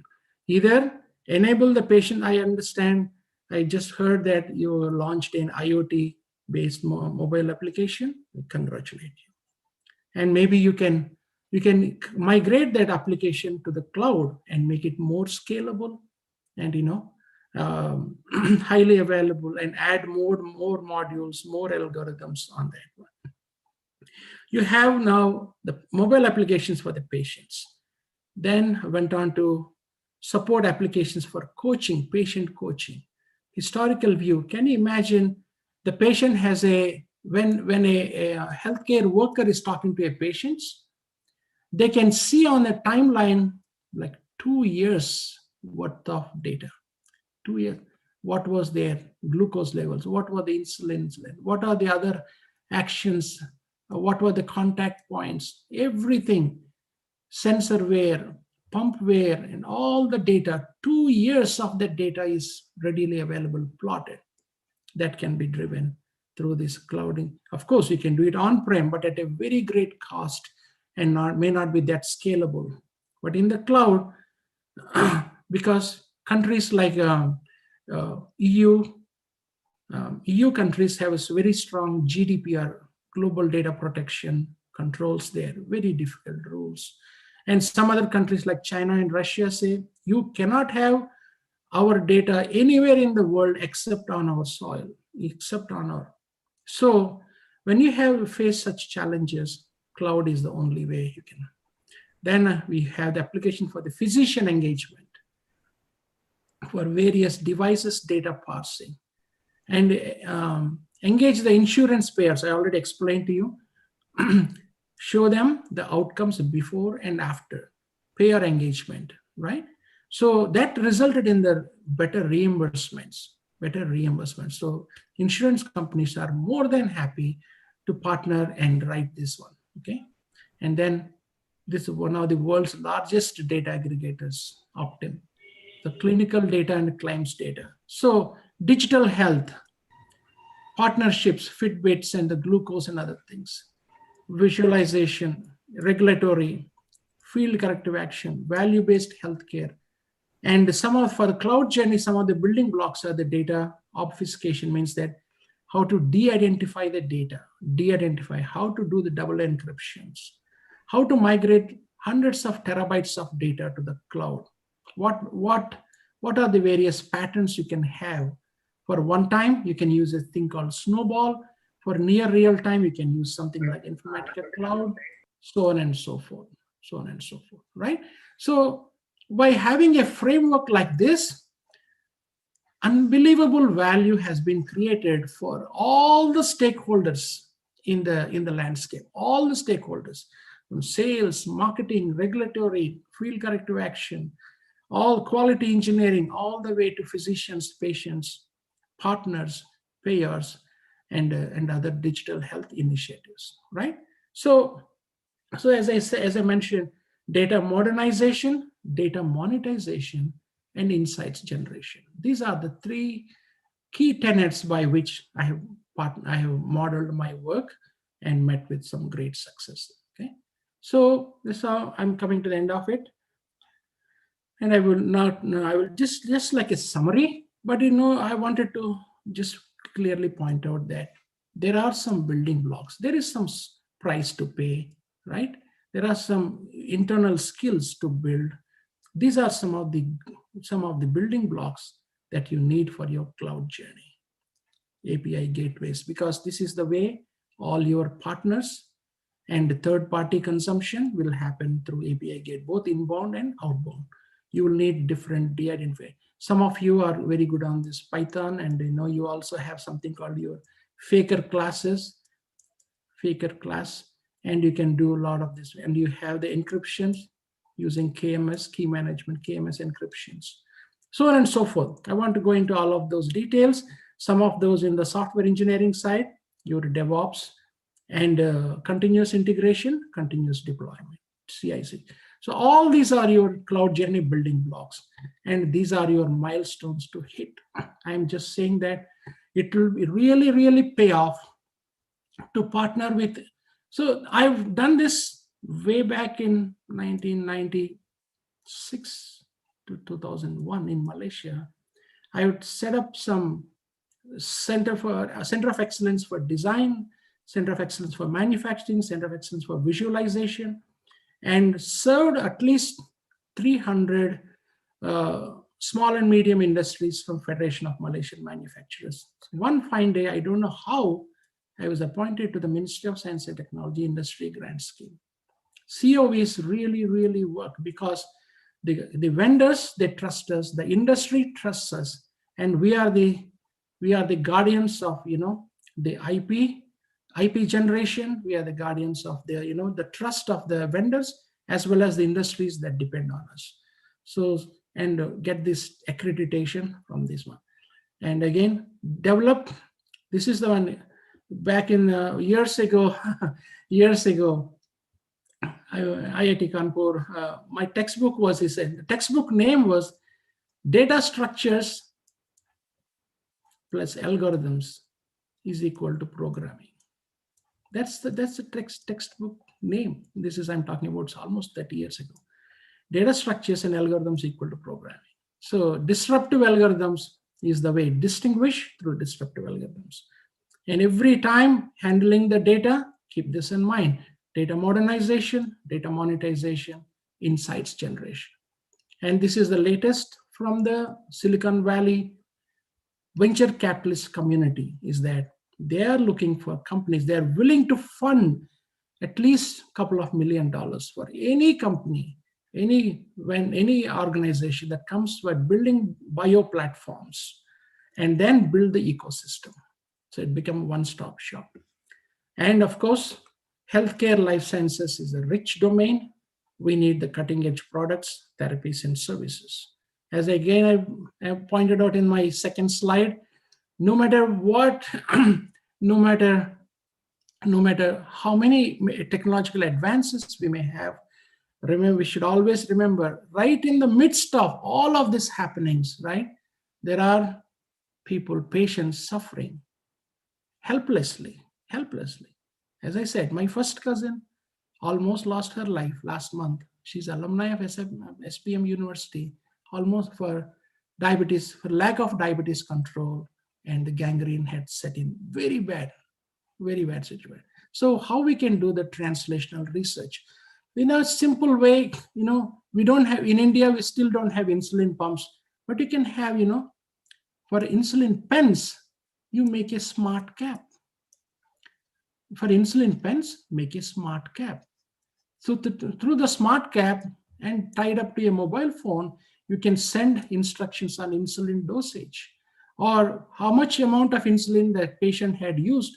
You can converge all of that data with your glucose monitoring data, and you can have a very tight diabetes control there. That's why I'm saying that these are innovative products, and these are all data-driven innovation happening right in our midst. And I want to thank thank the organizers.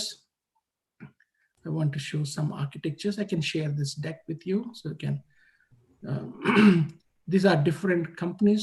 Bristol Myers is a very respected company, and you have the Gridstone Oncologies. All these are the building blocks of the AWS services I've shown, right?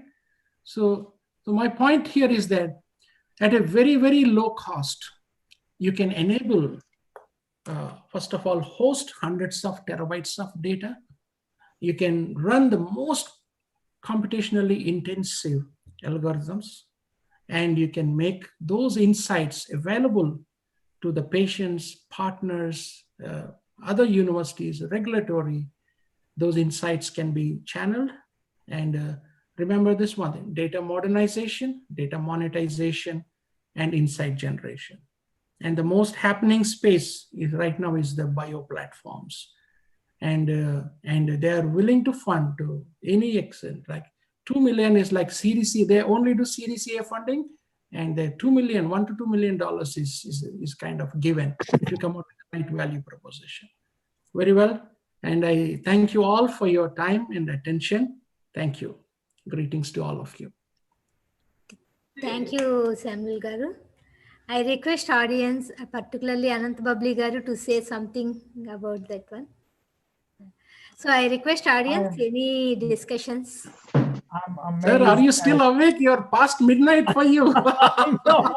Still, I'm just blown away. I'm just blown away by your, thank you, sir. By your Thank insights, you. your expertise, your experience, and your knowledge. I mean, you have such, sharp and penetrating insights into literally multidisciplinary. That's what Professor Jyoti was mentioning. I mean, the whole enterprise, all the conference here is about merging disciplines and how you actually monetized that multidisciplinary unity is just, I'm just blown away. I mean, I'm just going, this is unreal. I mean, all the things that you have been saying, this is such a gift to the students and faculty who are listening right now in this conference. And, it's amazing that I'm fortunate to be one of your audiences here who has, I mean, my knowledge has grown exponentially just by this session, the 45-minute session that you have had.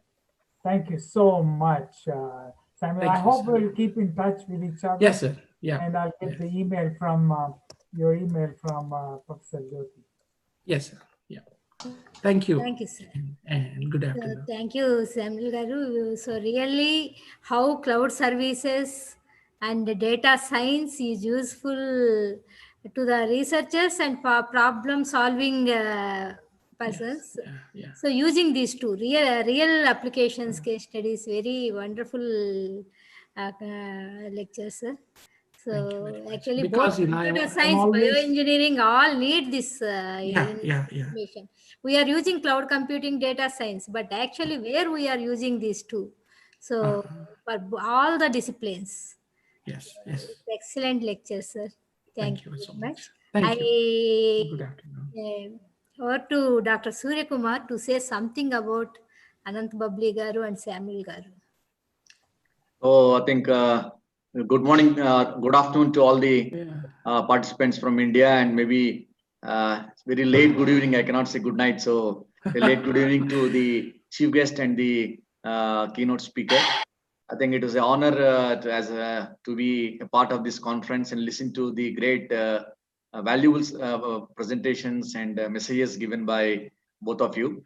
I think first coming to our chief guest, Professor S. Babli Garu, it was a wonderful session, sir.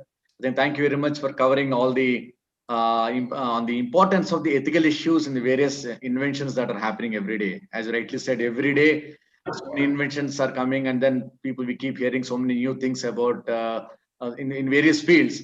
But as you rightly said, I think ethical issues are very, very important. I think that we cannot ignore.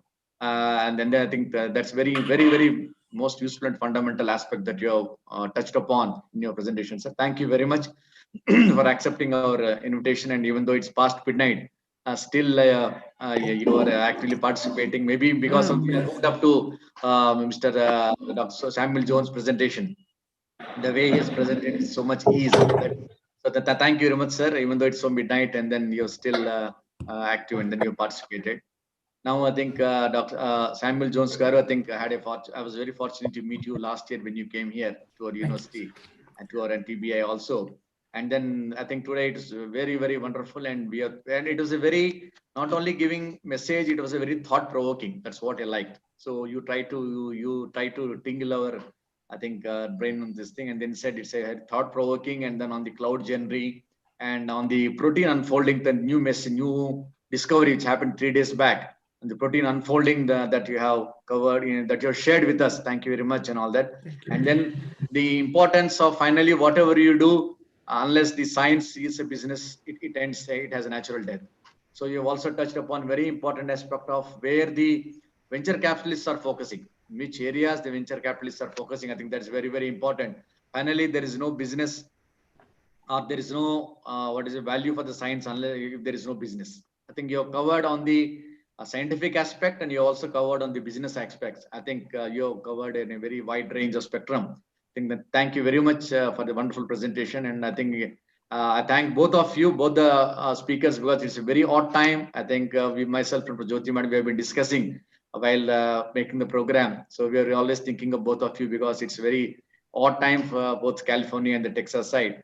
I think I thank both of you for your active participation and giving us the wonderful presentations. This is not the official vote of thanks, just out of my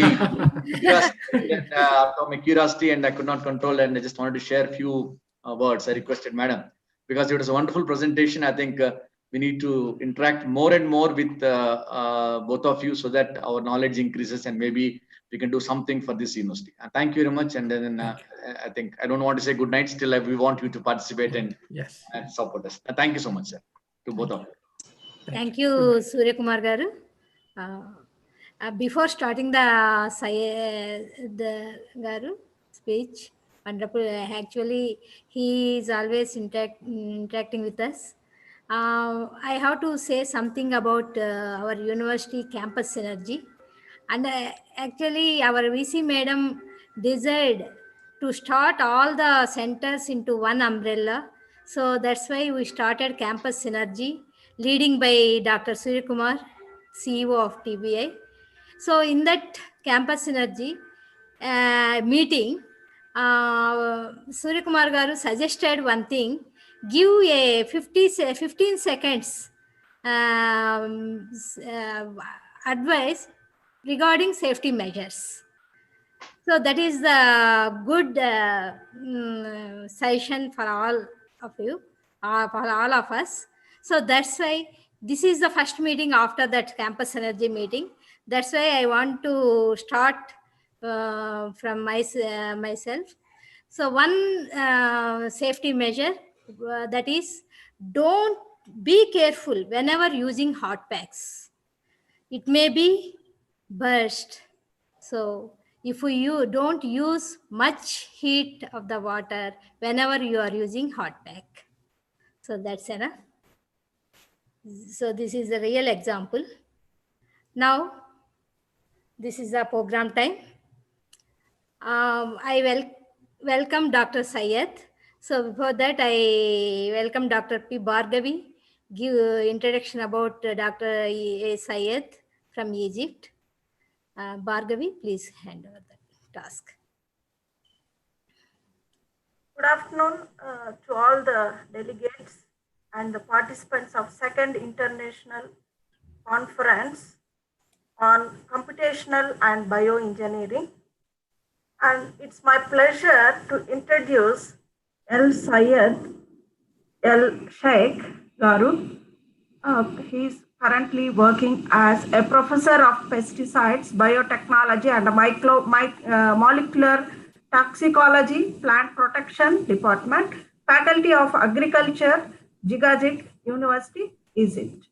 And he got the master degree in agriculture science and doctoral degree in agricultural sciences from Jigajik University. And SAR is a member in various committees like member of Jigajig University Ethics of Animal Care and Use Committee, and member of National Committee of Toxicology, and Ministry of Higher Education and Scientific Research, and also member in Health Risk Assessment of Pesticide Usage in Meina al Kamp Province, Sherkia Governorate in Egypt. And Sir has got number of awards like PhD scholarship, which was awarded by Ministry of Higher Education and Scientific Research, Egypt. And he got an award of certificate of recognition from University of California, Davis, for working in USA as J1 visiting scientist with University of California, Davis in July 2008. And he also got a state prize of encouragement in agricultural science, Ministry of Scientific Research, Egypt, 2014. And he got an excellence medal of the first class awarded by the Egyptian President Abdel Fattah al-Sisi in August 2017. And Sir has an important project. Sir is working in important projects like projects supported by Jigajig University on control of public health pests in Jigajig University hospitals. And he worked in a project like Science and Technology Development Fund in University California, and also another project like Science and Technology Development Fund and National Academy of Science through US-Egypt Corporation project. Sir, once again, I welcome you to this platform to have a good, to hear a good lecture on the challenges and risks of production in safe food. Thank you, sir. Thank you for your nice introduction. Thank you, Bhargavi. Sir, welcome to address the gathering. Professor E.L. Syed A. Sheikh. Okay. So thank you, sir, for accepting our invitation. So let me share my yes, yes, sir. You can share. You can share.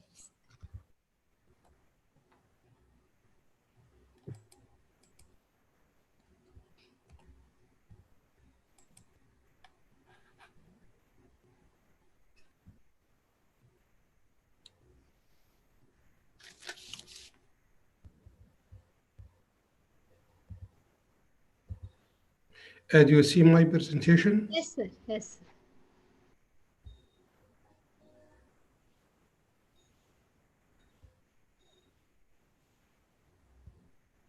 Yeah.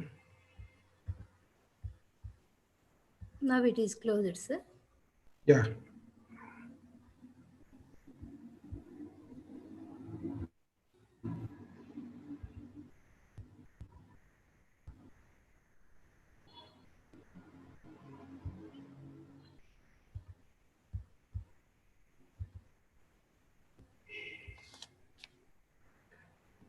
Okay. I would like to thank Prof. Joyce and Prof. Mamata for inviting me as a guest of honor in your second international conference on computational and bioengineering that has been organized by Department of Computer Science and Sericulture at SPMVV University. I would like to thank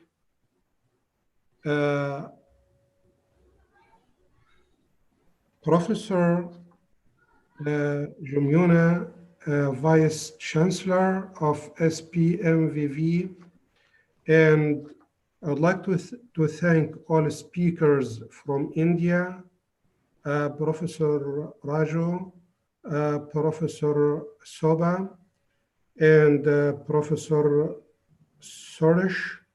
And also I would like to thank all speakers from USA, Professor Popoli and Dr. Samuel Jones. Thank you for inviting me in this great event. And I'm very happy to be with you again. My talk with you will be about the challenges and risks of producing more and safe food. I am Dr. Said Sheikh, Professor of Pesticide Biotechnology from Zagazig University.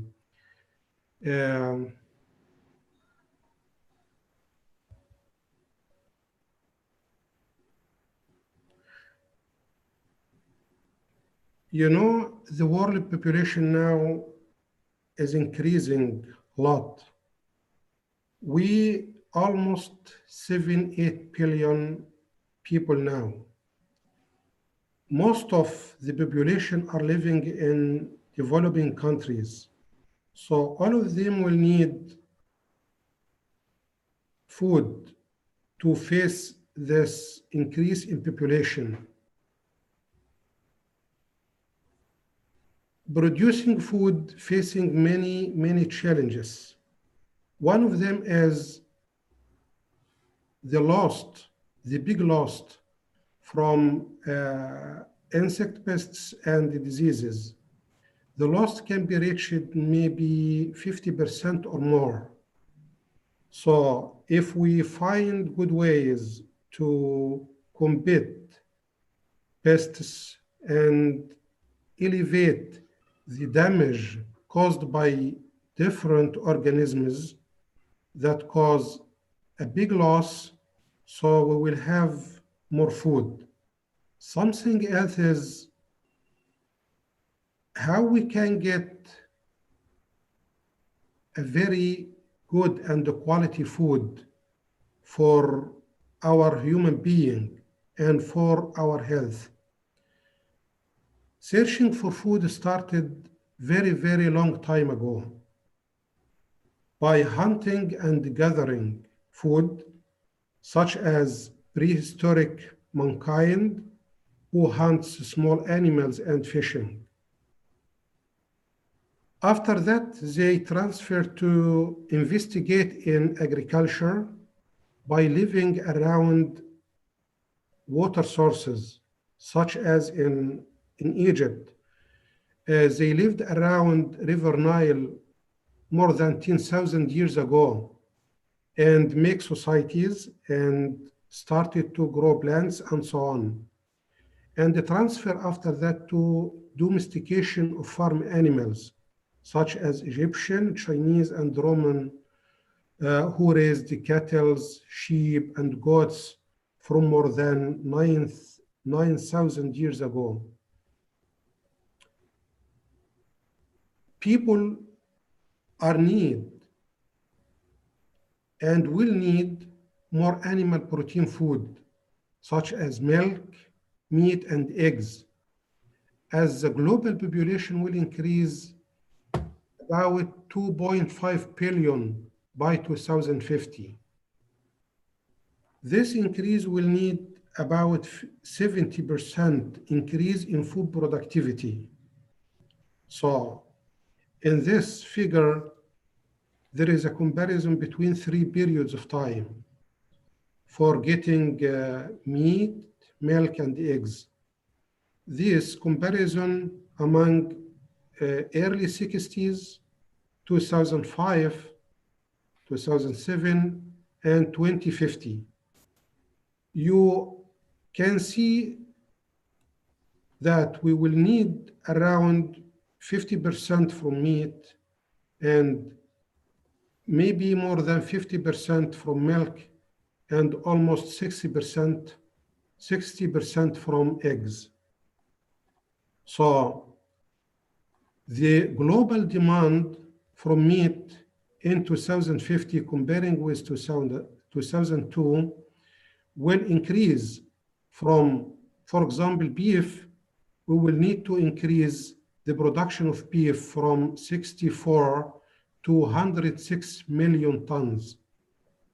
In 2050, we will need to increase the poultry production from 82 million tons 281 million tons in 2050, and so on from eggs. So there is big challenge for producing food in the future. Also, we'll need to increase production from fisheries, as the wild fish is expected to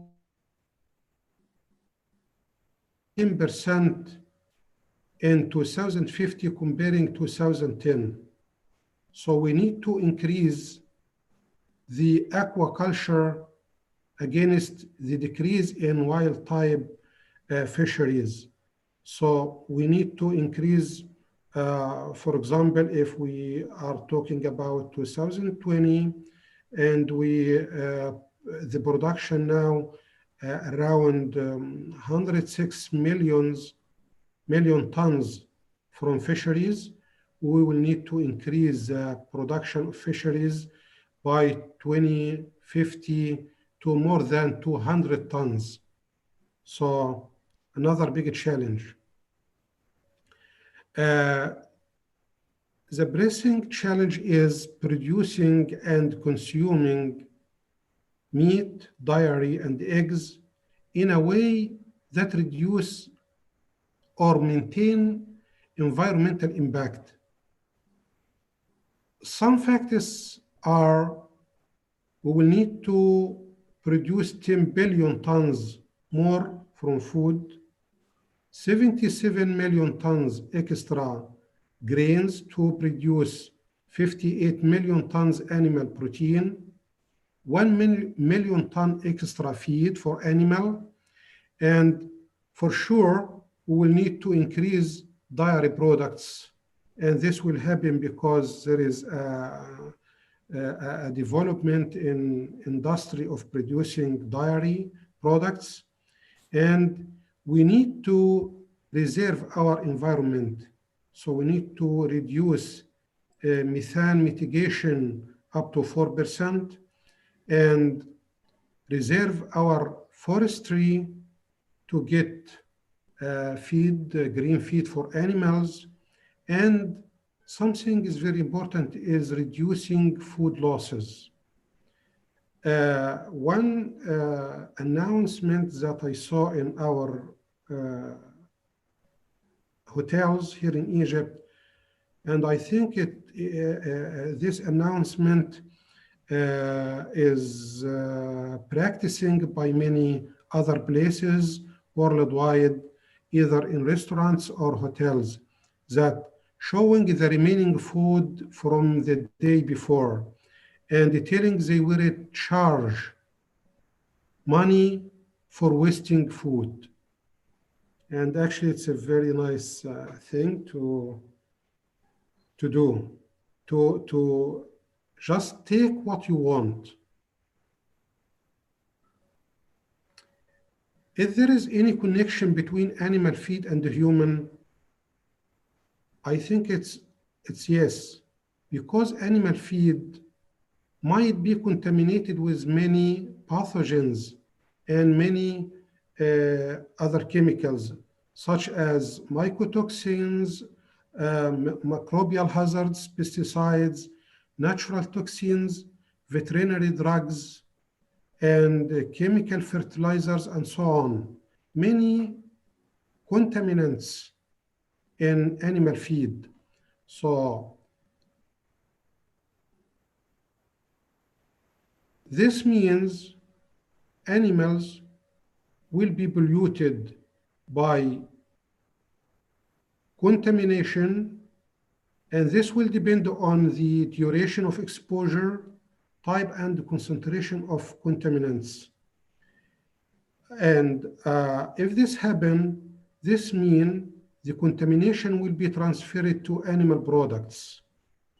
And also this means unsafe food consumption, as this product will be consumed by human beings. So safe animal feed means safe food and subsequently safeguard of animal of human health.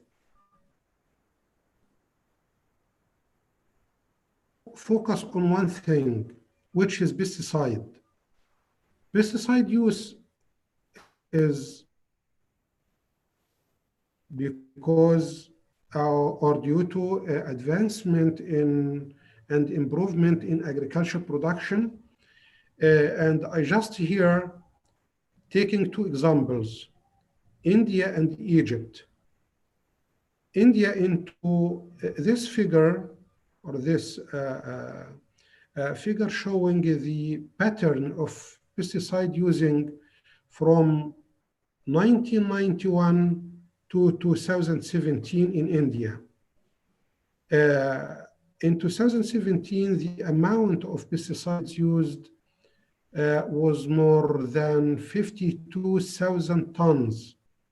And India rank as the 13th country in the arrangement of using pesticides, while Egypt was using more than 8,000 tons from chemical pesticides, and it ranks 44th country in using chemical pesticides. And this slide, Zeng 2018 classified major countries that used chemical pesticides during 2010 and 2014. He classified those countries according to two classifications. The first one is based on cost benefit. So the first country was Brazil, and the 10th country was India. This means India was using a high amount of pesticides, but I think in a wisdom way, because if you divide cost by benefit, if you get one, it means cost equal to benefit. If you get less than one, this means cost less than benefit. So it's a good thing. And when classified countries according to the total amount used of pesticides by kilogram per hectare annually,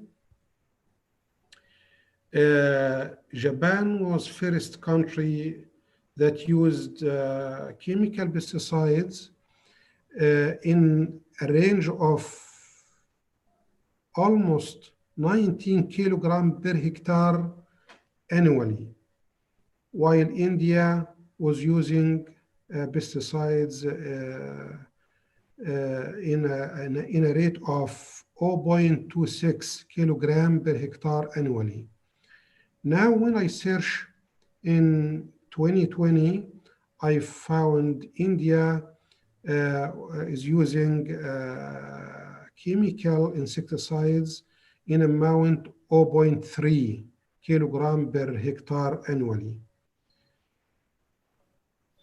Actually, using pesticides in a way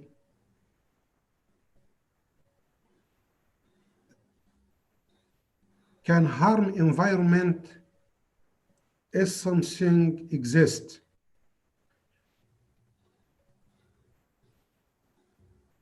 They found 500 million bees already died in only 3 months due to using pesticides.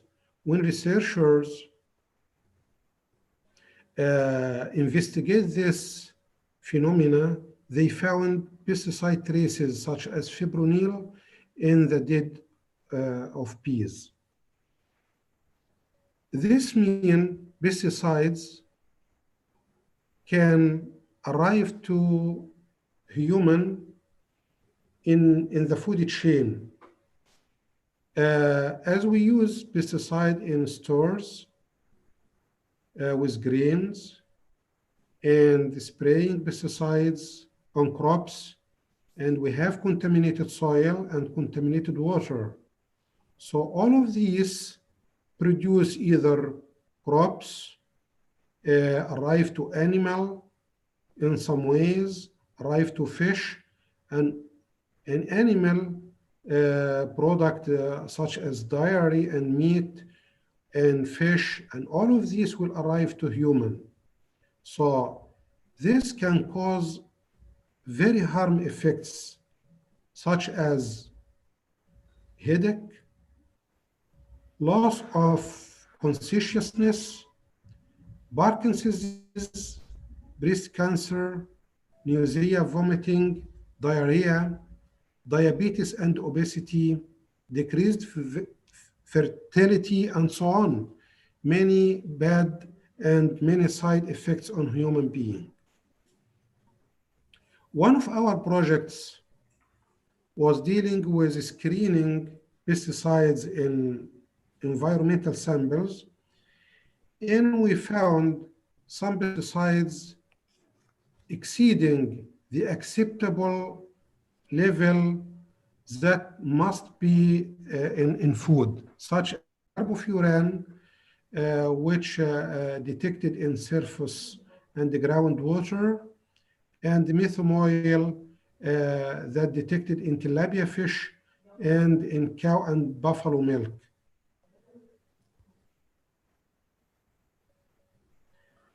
How we can detect pesticides in environmental samples?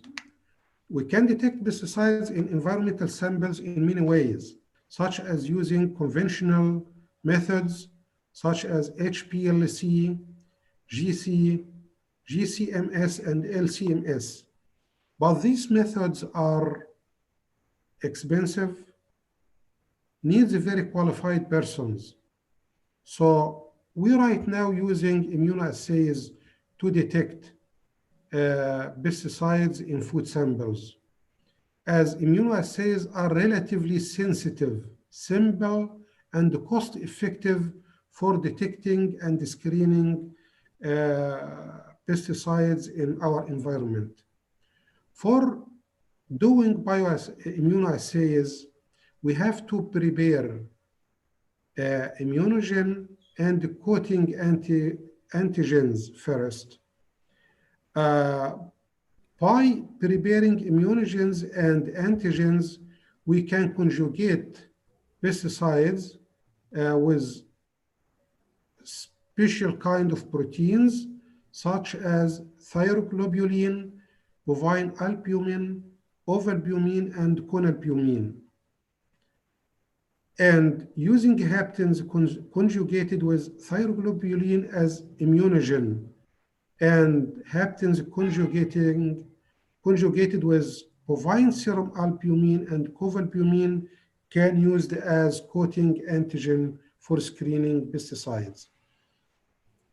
This is a way of producing antibody in animal such as rats.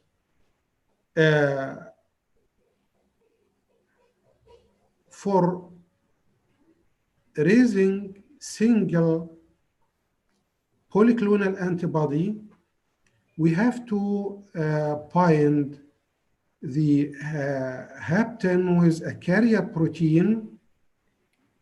This is a single hapten with a single carrier protein, and make immunization for rabbits, then extract blood and extract antibodies, or conjugate many haptens to one carrier protein and using this as immunogen, or using mixtures of individual haptens binding with carrier proteins and immunizing rabbits and producing multi antibodies. This figure is showing the binding way between pesticides and the polyclonal antibody. This part is showing the hydrophobic interactions, which is white, between polyclonal antibody, and the spinosyn A, which is a very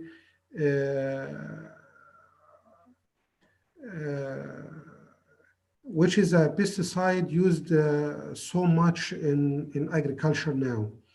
While this part is showing the hydrogen bond between an amino acid, which is tyrosine number 106 in antibody, and the pesticides.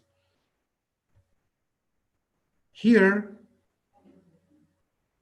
is detection of different pesticides using immunoassays. Those pesticides are belonging to different groups, such as organophosphorus, carbamates, and pyrethroids. Those three groups of pesticides are using widely in agriculture and even in health. Using ELISA, which is standing for enzyme-linked immunosorbent assay, pesticides are detected in a very low amount, such as microgram per kilogram or even nanogram per kilogram or mil. They are detected in different food matrix or even in plasma or urine in human samples. Also, immunoassays can be pumped in strips for polyclonal antibody, and the strips can be used to detect just simply prepared samples from food. This figure is showing the sensitivity of test strip for detecting methyl parathion, which is belonging to organophosphorus group. Here is zero concentration and gradual concentration from methyl parathion from 1 nanogram per milli to 256 nanogram.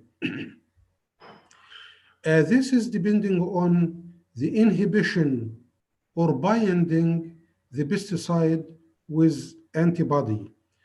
If the pesticide binds with antibody totally, this means no development, no color will be developed for the first band here. The first band here is for pesticides.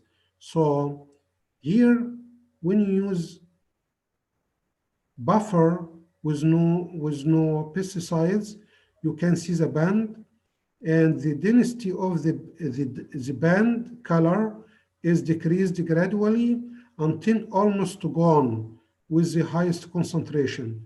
This means its inhibition and represented by this curve.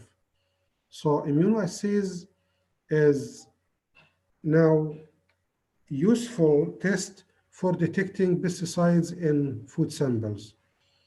Accordingly, I would like to summarize what is shown in this presentation. By 2050, we will need to increase food, especially animal protein foods, by about 50 to 70%. We need safe feed to get safe food. So we need to apply Codex Code of practice on good animal feeding to minimize risks.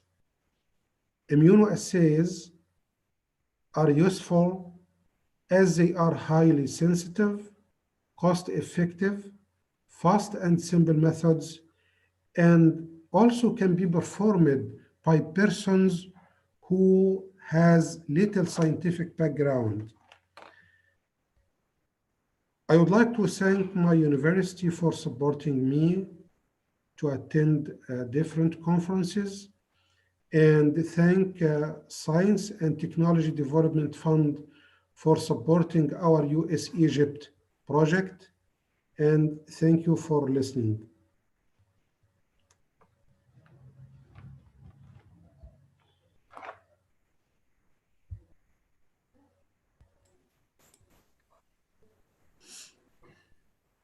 Thank you, Syed.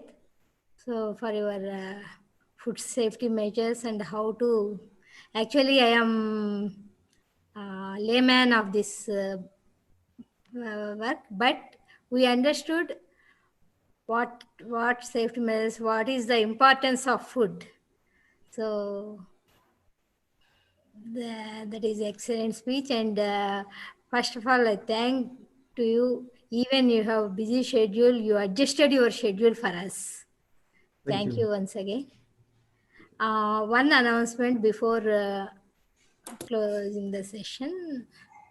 I think the another speaker, Satapati Garu, he has an urgent meeting. That's why he left from the meeting. All the participants, you have to join your sessions. 2 Zoom links are provided to you. So two parallel sessions are going from afternoon onwards, 2 o'clock onwards. So be careful about your session links. I clearly mentioned the session links. So one technical session 1 and technical session 2, each has separate links. Okay, be aware of that.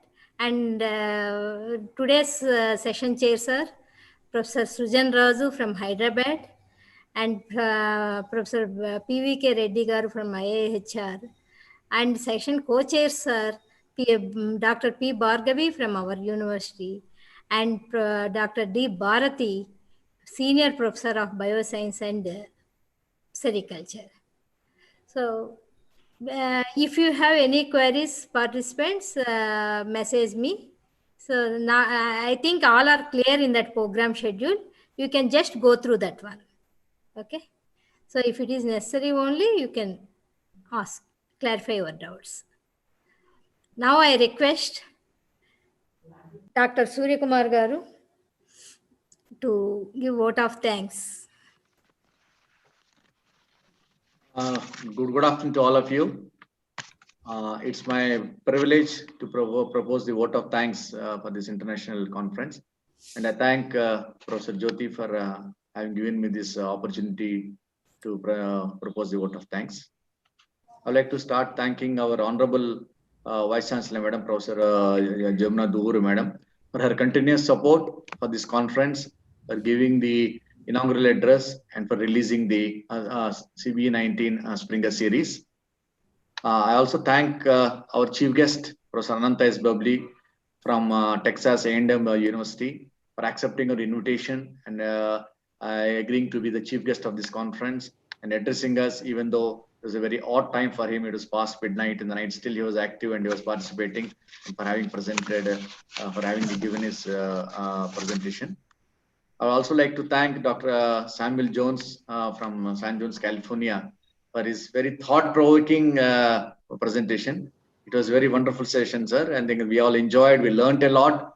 And then you gave wonderful suggestions when you came last time. Also, like this, you gave wonderful suggestion. So very much we appreciate your humbleness and the knowledge that you have and the amount of wealth that you are carrying, the intellectual wealth that you are carrying. I think we will be very happy to associate with you, sir. And I thank you very much you also for accepting our invitation and giving the keynote address. As the name says, it's a very keynote for this conference. And then even for you also, it's a very odd time, I think close to midnight now. I think thank you very much for your participation. We look forward for your more interaction with you and then for your more participation in various conferences of our university. Thank you once again, sir. I would like to thank our guests of Dr. P.J. Raju, Director, APSS RDI Indupur, Professor D.V. Subbarao, Chairman, IET Tirupati Chapter, Professor L. Saeed and Sheikh Jagajig University, Egypt, and Dr. Suresh Chandra Setapati, KIT University, for agreeing to be the guest of honor and for giving the valuable suggestions and presentations and for your address. I thank the IIT Tirupati chapter for all the technical support they have given for this conference. I thank Professor Nagaraju, Dean of Sciences, and Professor Ramkrishna Rao Garu, Director of Engineering College, for being patrons for this conference. I thank all the other deans and faculty of the university for the continuous support in encouraging all the students and all the faculty members to register and for the success of this conference.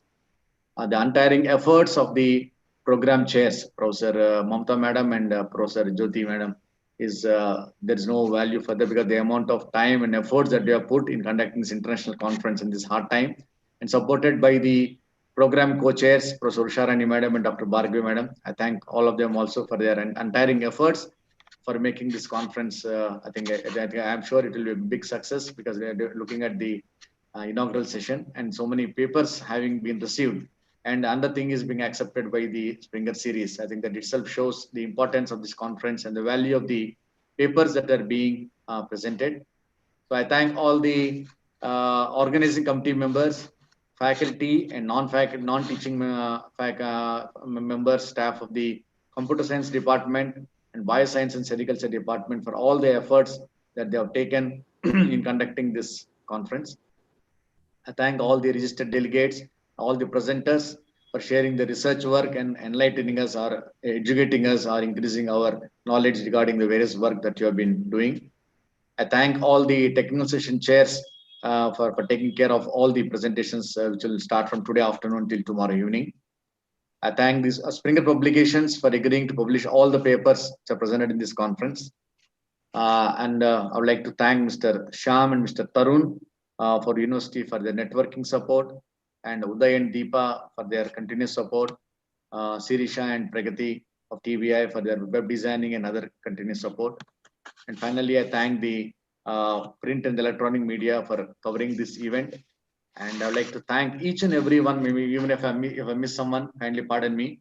Would like to thank all the participants, registered delegates, presenters, all the speakers, chief guests, guests of honor, all the members who are on the scene and behind the scene, for work, untiring efforts they put in for making support and supported Professor Mamta Madam, Professor Jyoti Madam for making this conference a big success. I thank you one and all, and I wish that you will have a wonderful time in the next 2 days. Thank you very much. Thank you, Sri Kumar Garu. In the announcement, I missed another 2 sessions. Sorry for that. Actually, today 4 sessions, not 2 sessions. So 2 are parallel. 2 to 3:30. Another one is 3:30 to 5. So I welcome to other session chairs, Professor K. Reddy Madhavi from Vidyaniketan College, Rangampeta, and Suresh Kumar Garu, Professor Suresh Kumar Garu from Veterinary University, and co-chairs Dr. N.V. Muthulashmi from our department, Computer Science Department, and Professor G. Savitri from Bioscience and Sericulture. So, thank you all of you once again for your kind cooperation and active participation in the inauguration. Thank you. Thank you. Good afternoon. Thank you. Maybe my special thanks to Dr. L. Syed El Sheikh for the odd time again. Like the US team, it's a very late night, and maybe for him it is too early in the morning. I think thank you very much. I think it's thank you very much for taking extra efforts for attending this conference. Actually, Syed Garu already engaged with some other work, but for our request, he adjusted that work for our conference. Thank you so much. How happy to be with you today. Thank you. Sorry for troubling you. Thank you so much. So on behalf of the university, I wish to extend my heartfelt thanks to all the speakers, especially Dr.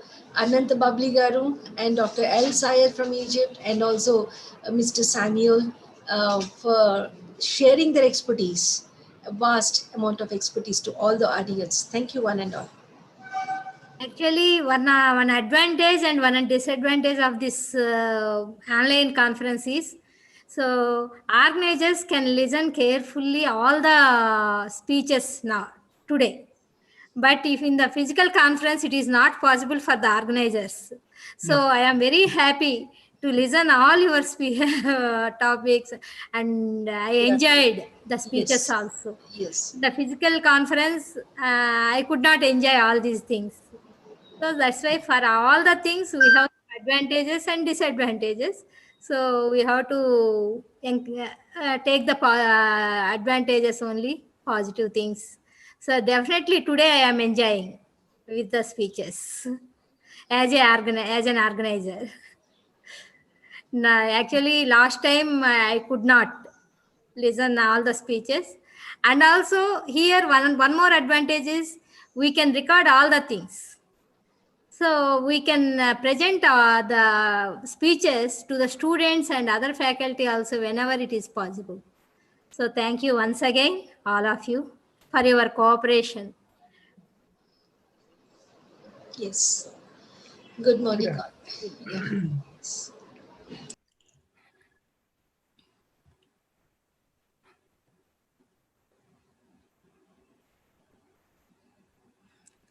So మీ నిద్రంతా ఈరోజు actually 12 o'clock now, Samuel గారు. There? Not so late. I'm used to it. But it is very well organized, and as you said, virtual conference, we are able to pay more attention and then less distractions. Yes. I thoroughly enjoyed this conference. Thank you all. Thank you. Thank you.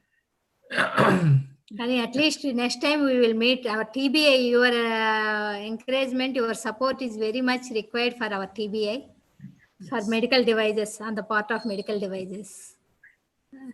Right. My pleasure. Yes. Thank you. Thank you, sir. Thank you.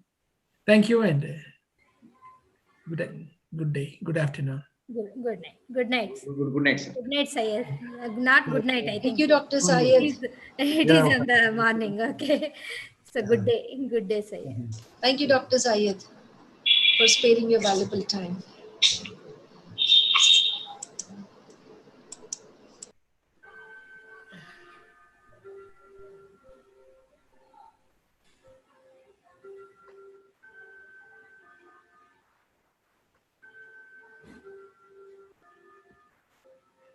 Thanks Suryakumar garu, మీ situation చాలా use చేసుకున్నాం ఈరోజు. Very much thanks to you. It's our duty. No problem. So Bhargavi first session, you have first session. Savitri గారిది second session. What about timings Jyoti? Okay okay. Jyoti garu, hello. Savitri speaking here. Savitri garu, మీతోనే మాట్లాడుతున్నాను. ఎప్పుడు session? At what time? 3:30 second session, third session. మీది fourth session కాబట్టి 3:30 parallel to session. Oh, 2 sessions జరుగుతాయి simultaneous గా. Simultaneous గా 2 sessions. Okay Jyoti, congratulations once again. Thank you. కాకపోతే no hospitality for this one, that is the disadvantage. You can send to the departments, ma. You can send to the departments. Definitely. Anyway, congratulations. Thank you. Okay, Jyoti, take leave. Okay, thank you. See you. Bye, Jyoti garu. Thank you to all. Thank you, Vijayalakshmi garu.